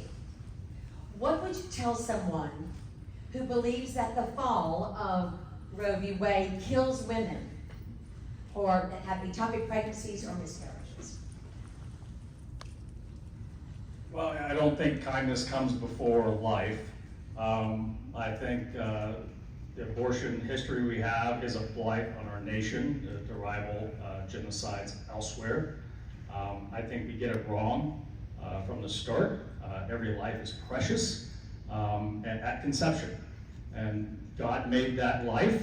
We can't or should not take it. We criminalize people that take lives. And we think that's okay just because they're on the other side of the womb. A mother is, for a period of time, a steward of another life, not just her own. And so it's incredibly important that we hold her accountable for that. So I would compassionately explain that to somebody with as much love as I could, because I love all human lives. And really, you can't mix words about it. We can't make it nice, and we can't just play politics with it, because we're dealing with life and death. And people will die in the street to try to save a child, yet they'll throw them out in the dumpster behind Planned Parenthood. So that's, as compassionate as I could, I'd say they're wrong. Thank you, sir. Number 11.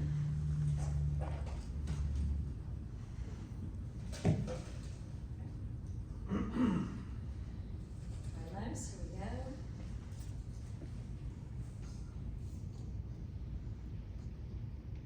How will you convince emotionally low information voters that immigration enforcement is good for them and our country?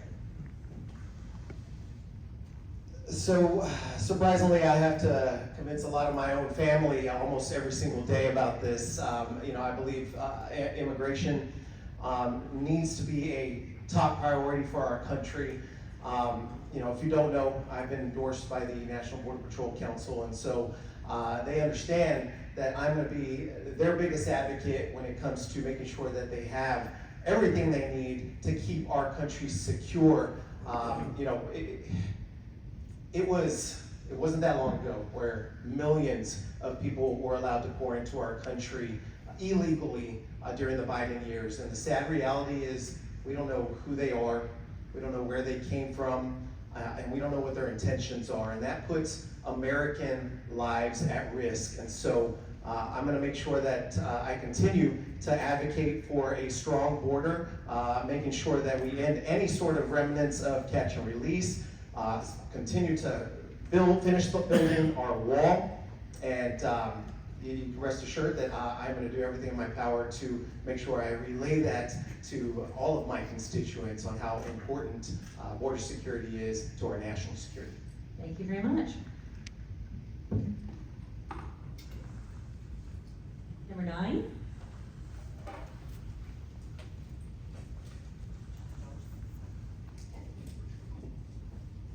Vanessa, Public Safety and Community Wellbeing.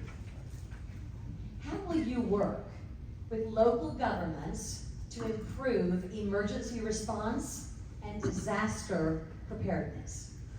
Well, as I stated earlier, I have great experience in this. When I worked for the 27th Congressional District after Hurricane Harvey, it was our responsibility, our office, we put together lists of information as far as resources that were made available so that people that were immediately impacted by the hurricane would have a resource that they could go to immediately start getting help with removing debris, with making sure that we gutted houses, trying to make sure that mold didn't set in. So it was a lot of work. It was around the clock. And so I'm very experienced in all of this, and I would rely upon that experience. As it relates to the public, I actually, when I went to Sam Houston State University to get my bachelor's degree, I actually worked for Ellis One. Ellis One is a death row unit. I was a correctional officer where I actually met my husband, Jason. We've been married 29 years. He was also a correctional officer. So when it comes to public safety, he and I know a lot about that, and we do whatever we can to make sure that the public is kept safe. As a matter of fact, if I am elected, I will do all I can to make sure that the Texas 35th District leads the way for this nation so that we can be richer, safer, and stronger. So yes, relying upon my experience, all of those hours, all of that work to make sure that our constituents got the resources they needed and were able to take care of themselves after that awful Hurricane Harvey. And so it was a great experience for me, and I bring that to the table and hope. Well, it's one of those things you don't want to have to use again, but unfortunately, this is a fallen world. There will be other catastrophes. You have to have a congressional representative that's able to handle that. I have the experience. I've been there and done that. Vote for Vanessa. Thank you. Number 10.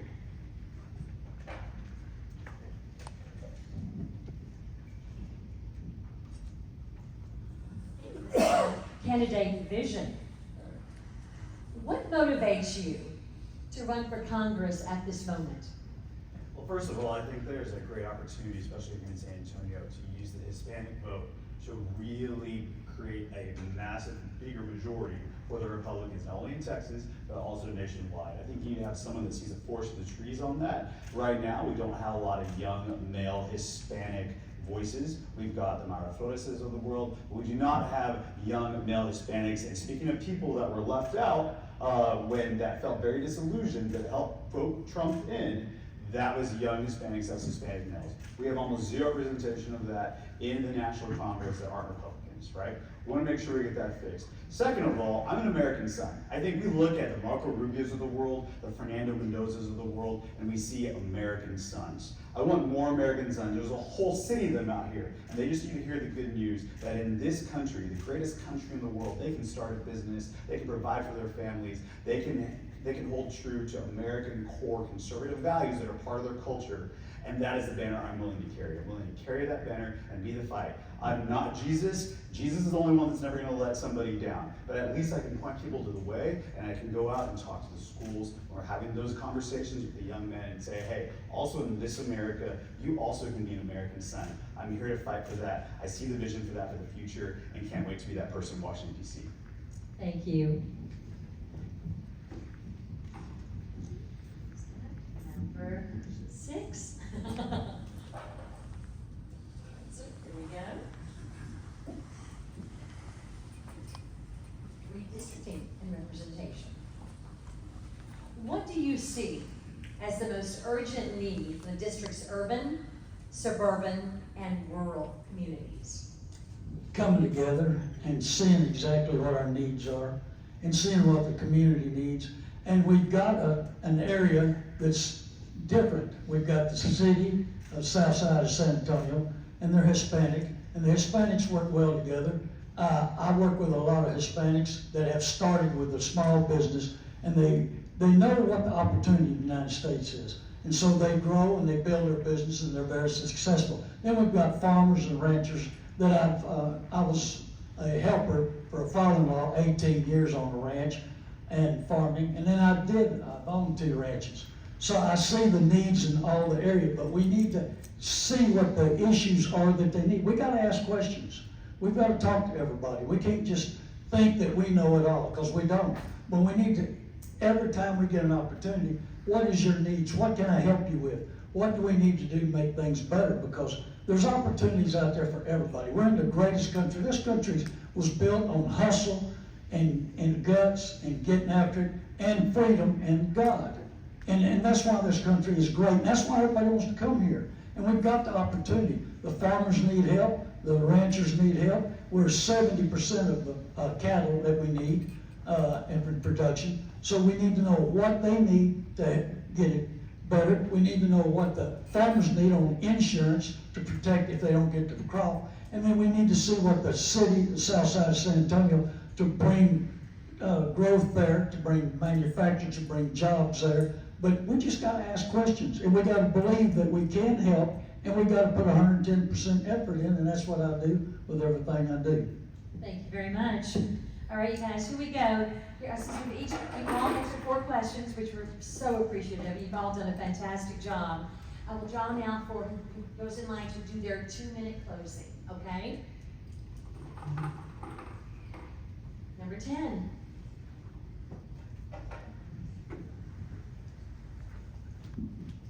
Josh Cortez, everyone.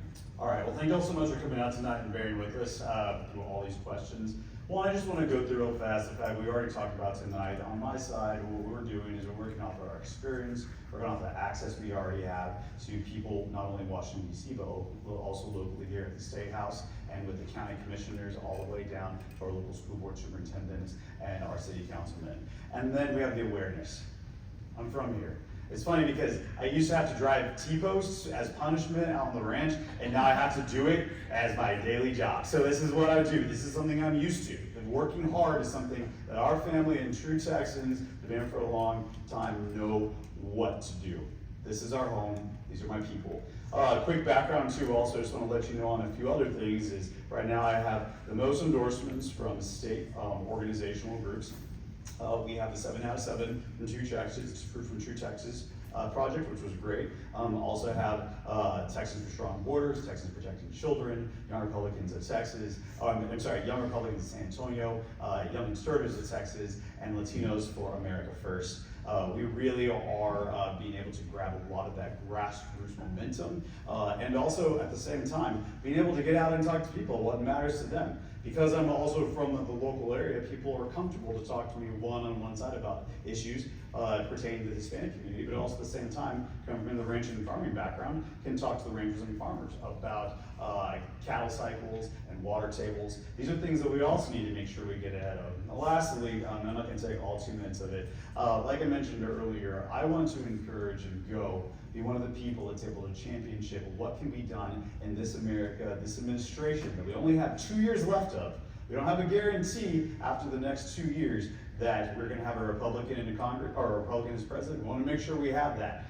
I will make sure that we'll get done very first day one. We start working, hit the ground running. This isn't a we'll learn on the job situation. This isn't getting our ski legs under us. We want to make sure from day one we start punching hard for the American people local here, and I'm willing to do that. 10 out of 10. Josh Cortez on the ballot. Thank you so much.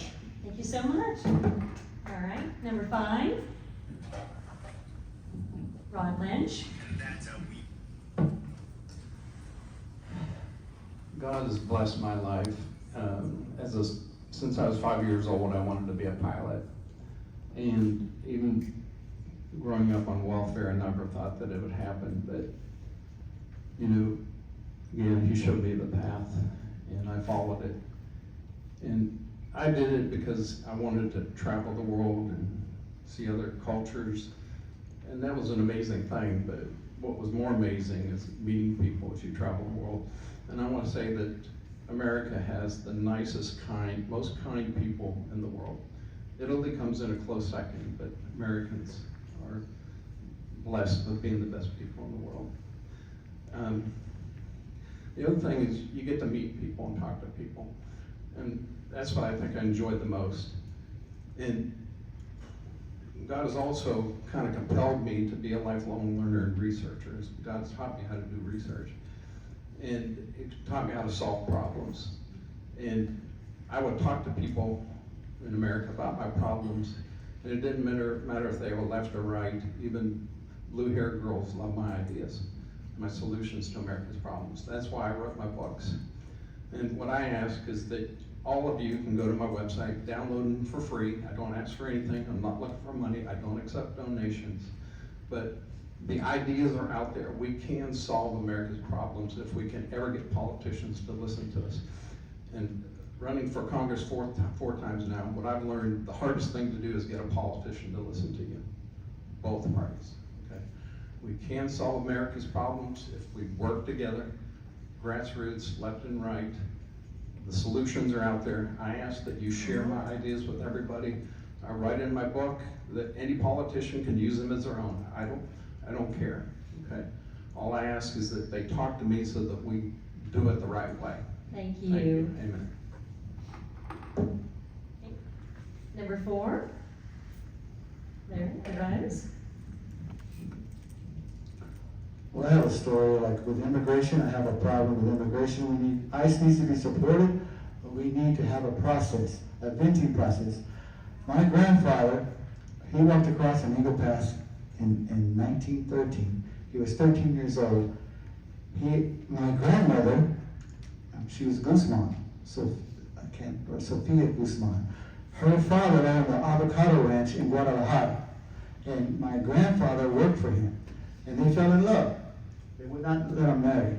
So my grandfather and my grandmother and her 2 sisters came across Eagle Pass in 1913. Went to Houston, got their green cards, and my grandfather worked for American Telegraph. They said, "Can you shinny up that pole?" He shinnied up. He was hired at American Telegraph. Then they made it to San Antonio. They had a little money. They bought 10 acres on the corner of General McMullen and Commerce.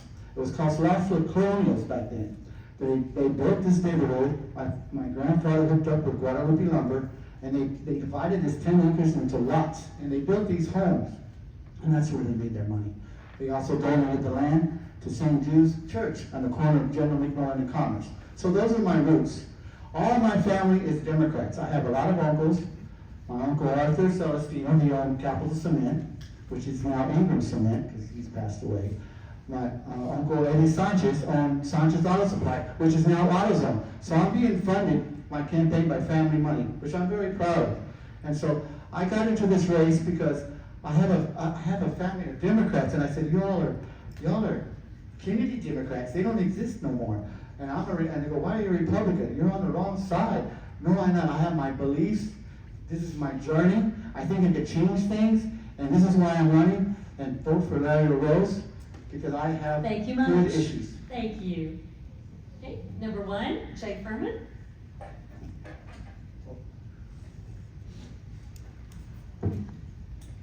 I came out of military service at the end of 21. I was a vaccine mandate whistleblower. I'd seen color revolutions all over the world, came back home, thought we kept the enemies away. When our government made the poor decision to force troops to get vaccinated or get out like myself, that opened my eyes. That opened my eyes to the corruption. I walked all over Congress trying to convince people that it was a poor operational decision aside from the laws and the morality that they were crossing.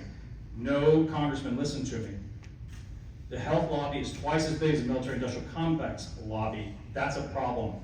We are about to die from the inside out. That's the only way to take down America. I've seen it in country after country.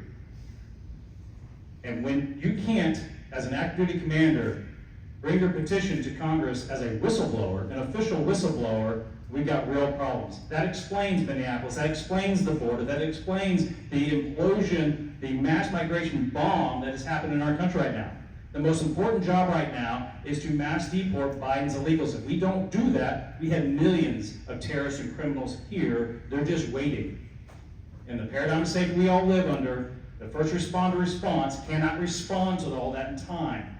We've kind of taken the heat off a little bit because we elected President Trump, but he has to score on kickoff and he's just caught the football. We don't all get around him right now and run up the middle, protect him, blocking, then it's not going to work. Congress has to supplement with more representatives to do that. That's my entire job here. I've seen corruption. I've been trained as a foreign area officer and a pilot. I went to embassies and they trained us to withstand corruption of trying to corrupt the American interest. DC corrupts you in 1 week. It's a very complex place. We've asked them to do way too much than what's mandated in the Constitution. So we have to deregulate and reduce what they're doing there and bring it back down to the lowest level possible. That will be my job as well. You know, I am a fighter. I did an election integrity battle in the middle of my elections, and I've been endorsed by fighters. Thank you. Thank you very much. Number 3. Mark Everwine. I'd like to hand these out, and I'm gonna talk about them in a little bit, if I can. Thank you.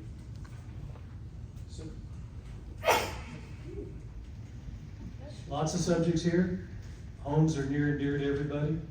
Yes, the country is going to decay from the inside, and we will go under unless we take back control of Congress from the businesses. There is so much corruption out there, and we absolutely have to get a hold of it. We've got to get a grip on it. BlackRock runs this country. BlackRock and the other private equity firms. All the commercials are geared towards influencing behavior. Everything we see and do is influenced. And what we have is investigations. It's a multi-billion-dollar industry on investigations of our elected officials. And what happens is that 5 years or 1 day, the statute of limitations runs out, and the opposing party says, by gosh, we could have got him, but the statute ran out. So what I'm proposing is this pre-vote candidate oath. And what this is this puts the power back in the people's hands. And it reads so that hopefully everybody's got a copy of it. And people will say, the first thing I've heard is, I say, I'm going to introduce legislation to increase the statute of limitations for crimes committed while serving in public office. And I hear, well, they're not going to go for that. Well, if you take all the candidates in this room and you give them this and you say, will you sign this? And if that candidate says no, you go to the next one. And you get a candidate that will sign this, and what we do is we go across the United States with this pre-vote oath declaration, and we get these people under oath stating what they'll do. Right now what we do is they get up there and they say, I'm going to do this and I'm going to do that, and you hope and you pray that's what they're going to do. This makes sure that they're committed before they ever sniff that office. They ever sniff that office. Put the control back in the people's hands. And that 12-year statute of limitations is much needed. The other thing is, as soon as I get in there, I'm pushing I'm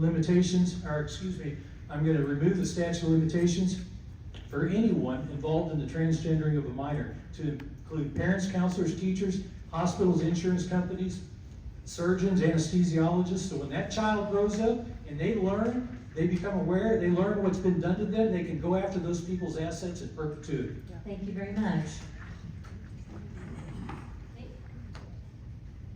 Number 2, Representative Lujan. I just wanted to, first of all, thank everybody for being here. This is really, really important. This is a tough race. This is a war that we're going to be in 35. And I just want to express one of my fears that I have. My big fear on this is that they're using some of the numbers from my district. Like I shared earlier, I'm the only one to ever win my district, and they say this leans Republican, it's like 55%. But if we don't have the right candidate that can win, and I should have brought my map here, but the Bexar County side is about 50-51%, and the other 3 counties make up 49%. We could easily lose this race. You know, that's why I'm really running really hard. I want to make sure that I'm the candidate to run this. I'm battle tested. I've done this before. I've worked it. I know how to work the community, and we can win. I've been endorsed by Governor Abbott, which was a very proud moment to get his endorsement. Texas Alliance for Life endorsed me. I've also, one of my touching moments when I go to the mayors of all the cities in my 118 district, and I said, can you endorse me? And they say yes. I tell them, wait, before you endorse me, are you sure? Because there's 10 other candidates. And they say, no, what you've done for us in this district shows your work ethic. So they endorse me. University, Somerset, Von Army, Schertz, San Diego, all of those have endorsed me. I've also been endorsed by the Hispanic Republicans in Texas, GoPAC, his PAC, bunch of state representatives. Ryan Dean, who's a representative in most of this area, in the county areas. That was really important to get his endorsement. I'm real proud. And then I'm also proud to have San Antonio Police Officers Association, firefighters, and the Bexar County Deputy Sheriffs. And with that, we can make sure that we hold this seat. It's going to be that vital that we hold this seat and make sure that we keep that majority in Congress. And that's why I'm running. Thank you. Thank you. Number 9. I'm in charge of the microphone. Vanessa Hicks Callaway.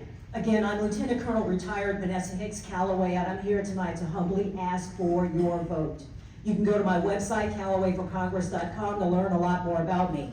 I am prepared, I am qualified, and I am experienced to do this job. As I stated earlier, I am one of the individuals here tonight that has been selected by Texas Governor Greg Abbott for 2 boards. And the reason I left those boards was to run for office. So what I'd like to do as the congressional representative for the Texas 35th is to make sure that the people take advantage of my communication skills. I'm a regular on Victory News, which is a news broadcast station. It's a Christian station where they ask questions based on the Christian worldview. So I'm fully prepared to represent the 35th with some of the tough things that we have going on. You need someone that can go to Washington, D.C., that can articulate the Republican side of things, and I have signed the Republican platform when I ran for office. I will not go to Washington, D.C. and suddenly get Trump derangement syndrome and stab President Trump in the back. That will not happen for me. I love God and country. I grew up in a fatherless home. You're looking at someone that started off washing cars, and I went on to Congress, and I also became a lieutenant colonel. I have a Bronze Star. I put it all on the line for this nation. I took an oath to support and defend the Constitution of the United States, and that is an oath that I still feel that I abide by and will abide by to this day. You need to send someone that is a fighter, one that is pro-God, pro-Constitution, pro-capitalism, and pro-country. I love this country. It's the greatest country in the world. We need more individuals that look exactly like me, that's willing to go forth and be the antithesis to those that say that this country was stolen. No, I do not agree with that. This country is here today based on the blood, sweat, and tears of patriots. That's why to this day I am a crusader for faith, family, and freedom. I will not disappoint you, and I do humbly ask for your vote. Vote for Vanessa. Thank you. Number 6. Well, first off, it's amazing how many good candidates we've got. We really do. And I mean, they're all great. I'm Randy Atkins. I've been born and raised in New Brunswick. I've never lived really outside of the district very long and not many miles. But I know the area. I've been in business 63 years. I know how to communicate. I know how to negotiate. I know how to make deals. And I'd like to serve you. I got in this because Hector Porce has been in Washington for 26 years and he convinced me to do it. But I talked to my radio listeners, over 200 of them, and I asked them if they'd vote for me and help. They all said they would. And they all want me to run. And they all know what I say on my radio shows. The auctions I deal with, the dealers I deal with, I'm selling cars to grandfathers and grandchildren that I've sold for the last, because I'll tell the truth, I'll work hard, and I've always been that way. I put 110% in everything I do. I had a successful Bible study of over 40 people showing up every night for 23 years. And that's a handful, trying to have all those emotions, talk to the people, listen to them. I'm a better listener than I am a talker. If you have time, tell everybody to vote for Randy Adams. Thank you, Randy.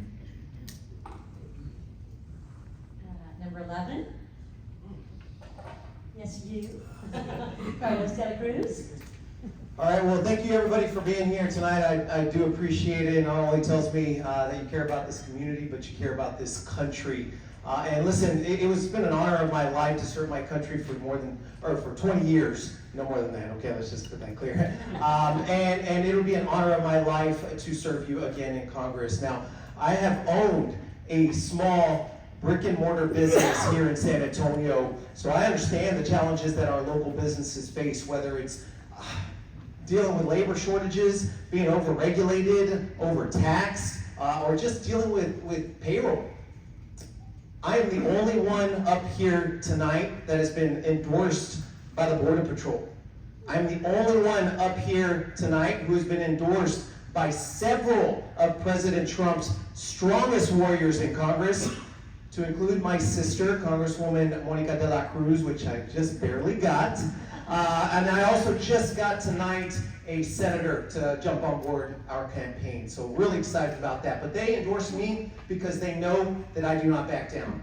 They endorse me because they know that I have stared down radical Islamic terrorists in the Middle East and the cartel, and I am still standing.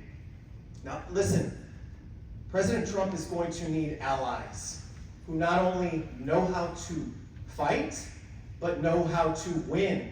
when things get tough, and that is what sets me apart from everybody else up here. Thank you and good night. Thank you so much. And then one to grow on, my friend, number 7, Ryan Krause. Did you intentionally save the best for last? Yes. I'm Ryan Krause. I'm running to represent you for Congressional District 35, and I would be honored and humbled to be able to do that. Thank you, Chris, this has been absolutely amazing. I mean that. This has been an amazing forum, and so thank you for that, and thank you for you all. I mean, as each one of us are standing up here answering, I'm watching you, and you guys are glued in and paying attention, and that's amazing. And it testifies that what was just said is that you guys think that this is important, and it is. This is an important time in our country.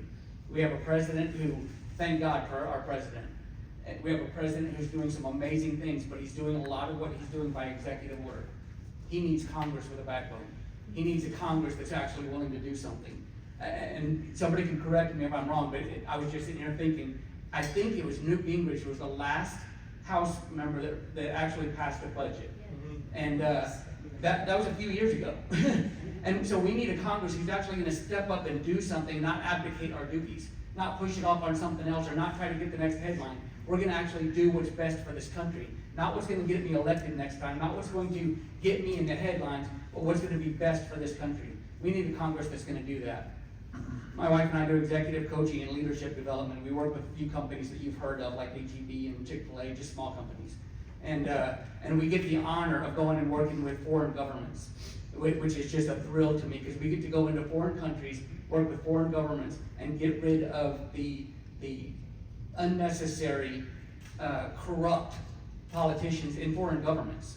We were there in Asuncion, Paraguay, which is like the New York City of Paraguay, when 542 people lost their job in one day because of corruption, because of the things that we get to do. And it's not because I'm wonderful, it's because God has ordained my steps. And we get to be there when we teach this values-based leadership, and we bring people back in alignment with good values. Now, I believe that there's a separation in church and state that's not in the Constitution, but I believe that the government is not allowed, according to the Second Amendment, is not allowed to determine religion, not allowed to set religion. But I also believe, First Amendment, thank you, but I also believe in... Thank you, sir. Right, Goodwin? You can say I don't believe in anything else. Thank you very much. As most of you know in this room, I rarely run over my time, guys. This is very unusual. We like to start on time and end on time, but just a couple more announcements we have to make. First, ladies and gentlemen, please, please applaud these amazing candidates. They're probably on 18-hour day. I mean, seriously, they've done 3 or 4 other things today. They've driven everywhere. They're here for us this evening, and we can't tell you all how proud we are of each and every one of you. I'm going to say to everyone in this audience, please go to our website, pull up their links, okay? Research, make sure you do your homework, and please support whoever your favorite is financially. They need our help financially, okay? So I'll say it for you, ladies and gentlemen, because you need our money, so they need our help, all right? So please do that. We want to thank the Norris Convention Center for being so gracious to us this evening. They're always so accommodating. And also all the volunteers who help us put all of this together. You guys, I mean, they work a long day too, and they were so happy to help us this evening. We want to thank Steve Jordan, who is always an amazing audiovisual producer. Timekeeper. And I have just 2 more questions to ask our candidates, okay, before we adjourn here. The first one is, okay, so, and everyone in this room, how about that? Who in this room supports President Trump? Woo! Now, candidates, ladies and gentlemen, who is your favorite county chairwoman?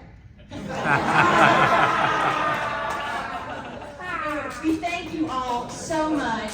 We thank you all for coming this evening. And you know what, very quickly, I apologize. I know we have some candidates in the room, and we don't let them talk because you are the stars of the show, but let me introduce them very quickly. We have Ben Boston for State Rep 117. We have Adam Sauer back there for State Senator 19. We have Patrick Van, thank you, Patrick Van Dolen running for County Judge. You guys.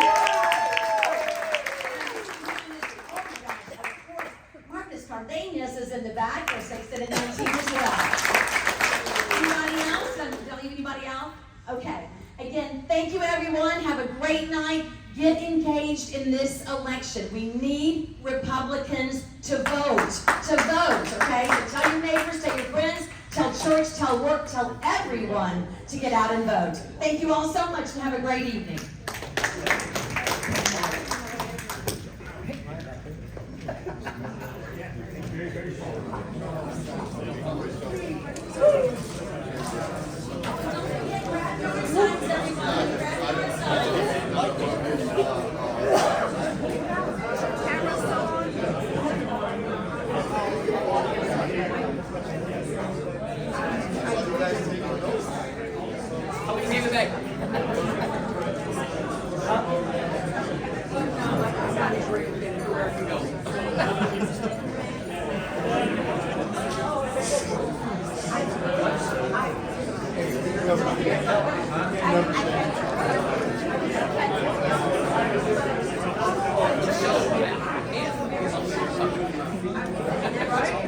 I was born and bred.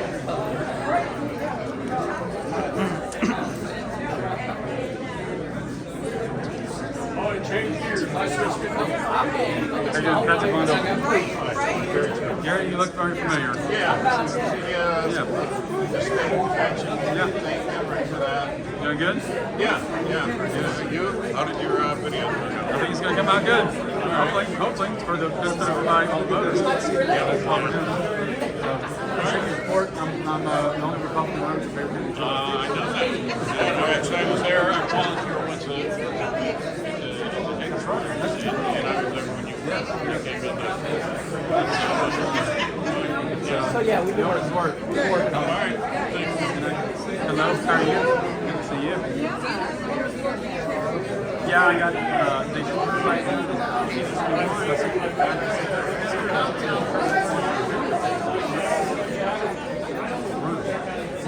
Hello.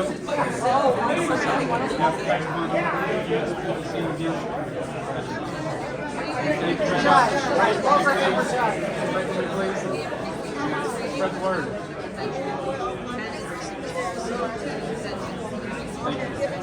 Thank you for your service.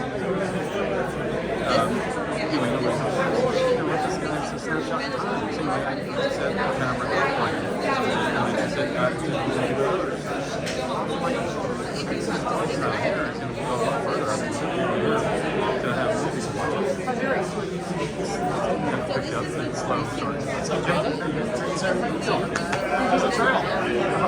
It's going, but we started late. We're just getting geared up, and there's no very little any help out there that's available. Everybody's busy.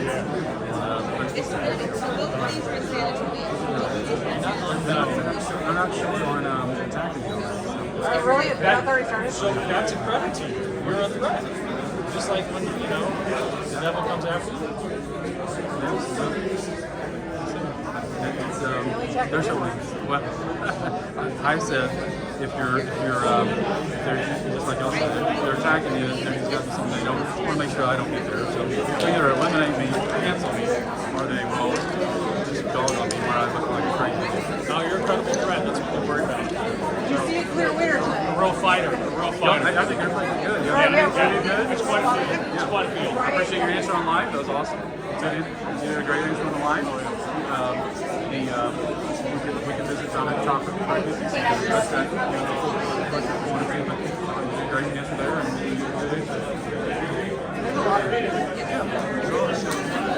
Everyone's gotten pretty excited. More college everyone. Got there. Yes, sir.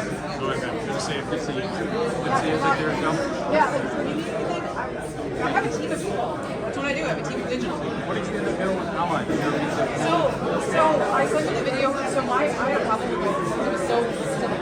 So I built them a new website. And I did it's like an app, basically. I just got from them today. Because my team kind of didn't show up on the urgent part of it, we didn't work on the back end. Matt was kind of indifferent about it, but we need help right now because they're trying to hire somebody for their position. Don't worry about that. Really, just hard to find out. Let me know if I can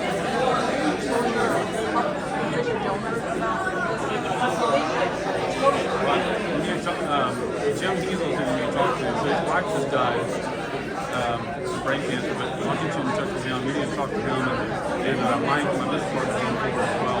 So Terry is very focused on being the director, not on the overall marketing, branding, donation, fundraising.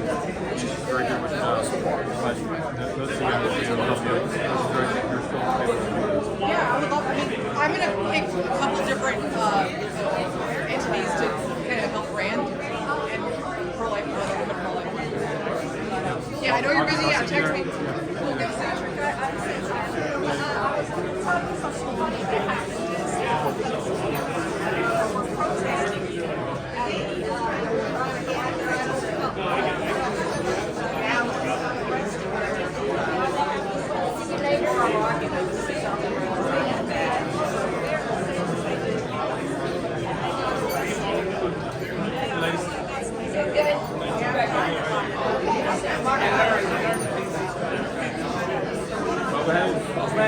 Take this out the car.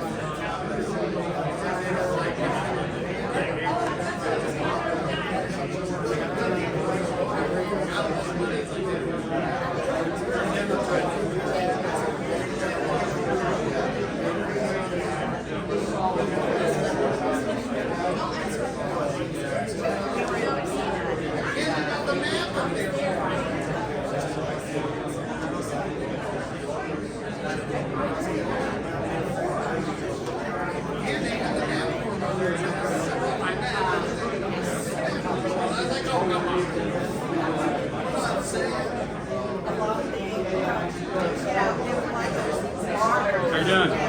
Patrick Londo. No, I'm just a volunteer. Oh, for the. I'm a mechanic. Oh, are you okay? I'm just here volunteering. Oh, so they have like the recording of things there.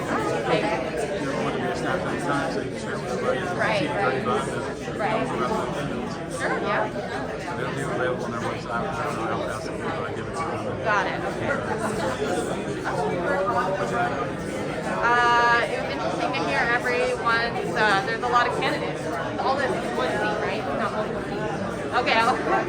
Wow, I was like, oh, there's so many people. Oh, really? I didn't even know that people ran for that. Anyways, it's interesting to hear different people's perspectives. Different provinces. Yeah. I'm consulting. I'm a freelancer, but today I went to the essay report. Like, have photos of all the candidates running and everything. Work with Andrea? Yes, she, yes. Actually, she's the one that gave me the, told me about the assignment, yeah. Yeah, do you work with her sometimes? Yeah. She probably covers, yeah, her race as well.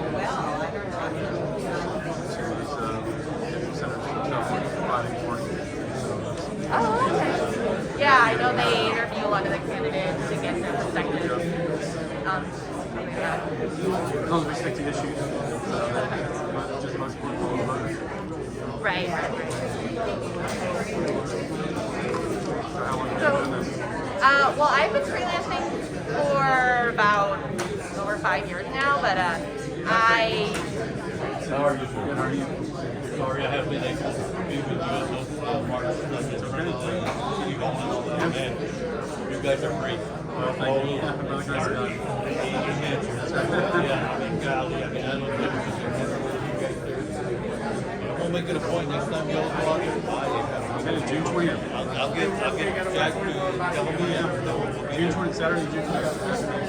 I'll get very well. All right, see you. Well, I've been doing photography. I'm a photographer, so I've been doing it for over 5 years, but I have been in San Antonio about the last 2.5 years. I did a fellowship at the San Antonio Express News, and now I do press news. So I work for them and others. No, I'm originally from California. Oh, the fellowship that I did. Yeah, so I stuck around. I like San Antonio. It's a very nice place to live, so. weather in California. No. It's good weather. Yeah. But it's some days. It's pretty hot here most of the year. Yeah. I'm originally from South Carolina. Oh, okay. Remember the Alabama, the second part of Alabama. Oh, okay. I Town didn't know about about that. 1900. Okay. And that's where I'm originally from. And my wife is Texas A&M College Station. And Okay. she's from here. And Got it. And are you with the law profession if you're no, or I'm are you, financial planning practice. I'm sorry, are you running for like a judge like in the courts or the judge like from the Oh, okay. I am Nuremberg running the Right. Have a good evening. Oh, so you're running against Sakai and okay, I see. Okay. Got it. Okay. Okay, so I think it'll be a Democrat. They'll have the primary, and then whichever one wins the primary, and then you'll be the Republican candidate for the November election. Hey, Patrick. Hey, how you doing? Good to see you. You never aged. I'm seeing some gray. You just grow out the hair, huh? My white color's a 9. Well, good luck with your race. Thank you. All right, take care. Hello, Patrick Mondolan. Yes, ma'am. Mondolan. Mondolan, yes, ma'am. What's your name? Bear County Judge. So whoever wins between Nuremberg and Sakai, I'll take over the judge. Please pray for me. Spread the word.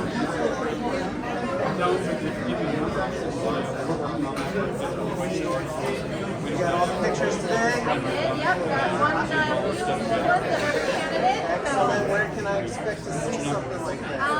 This is for the essay report, so I don't know. I think they just need photos of all the candidates, like throughout the campaign and everything. So they pop up with an article. Essay report. Do you have a smartphone?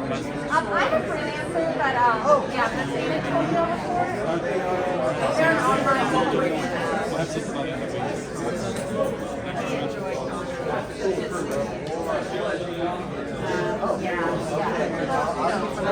Yeah, they'll, I know they sell motor guides and stuff.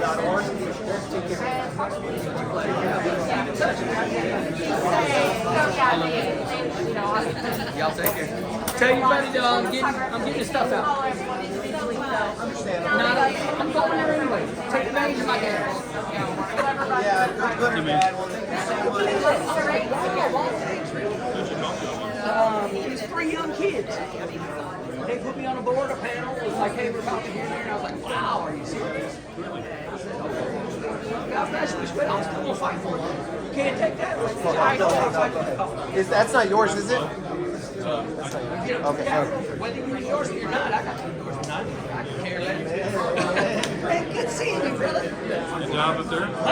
Where's can we expect the video? I give it to the party. Oh, okay. I've uploaded to it. I'll send it to you. Great. I'll show you the link to you. Y'all call. I'm not scared to run around. Appreciate y'all being here. Good to see you. How are you doing? Doing good. Just, still put that T-post?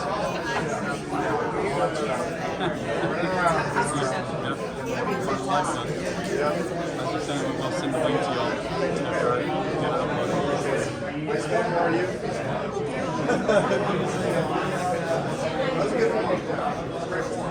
Yeah,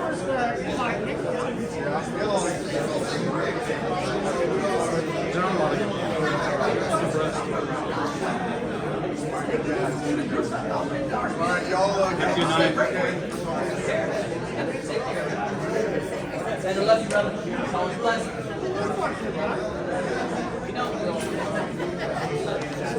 Be safe, okay? He likes kids. You want to go? You can talk to another.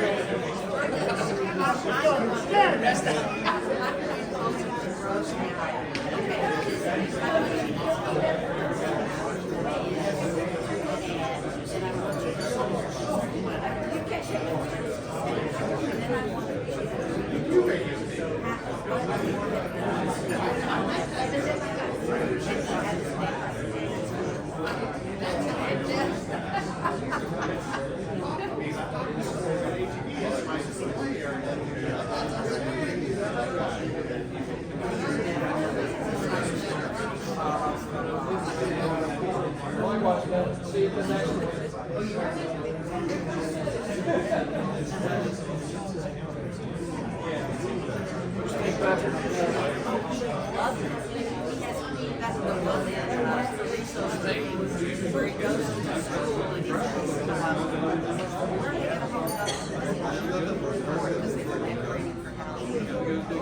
it's outside. How's it going? Good job up there. Good to see you, sir. This how many times? Can I have some ushers back in? Well, you know. Okay. And then he goes out and gets some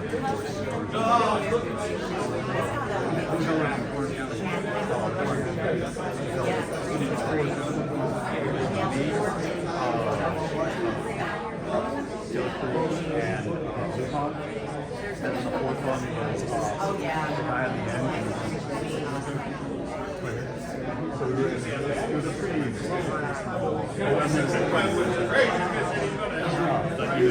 there's been some of those and Randy it's kind of been It can take up all your time. it can, but some of these matter. What's it? You guys got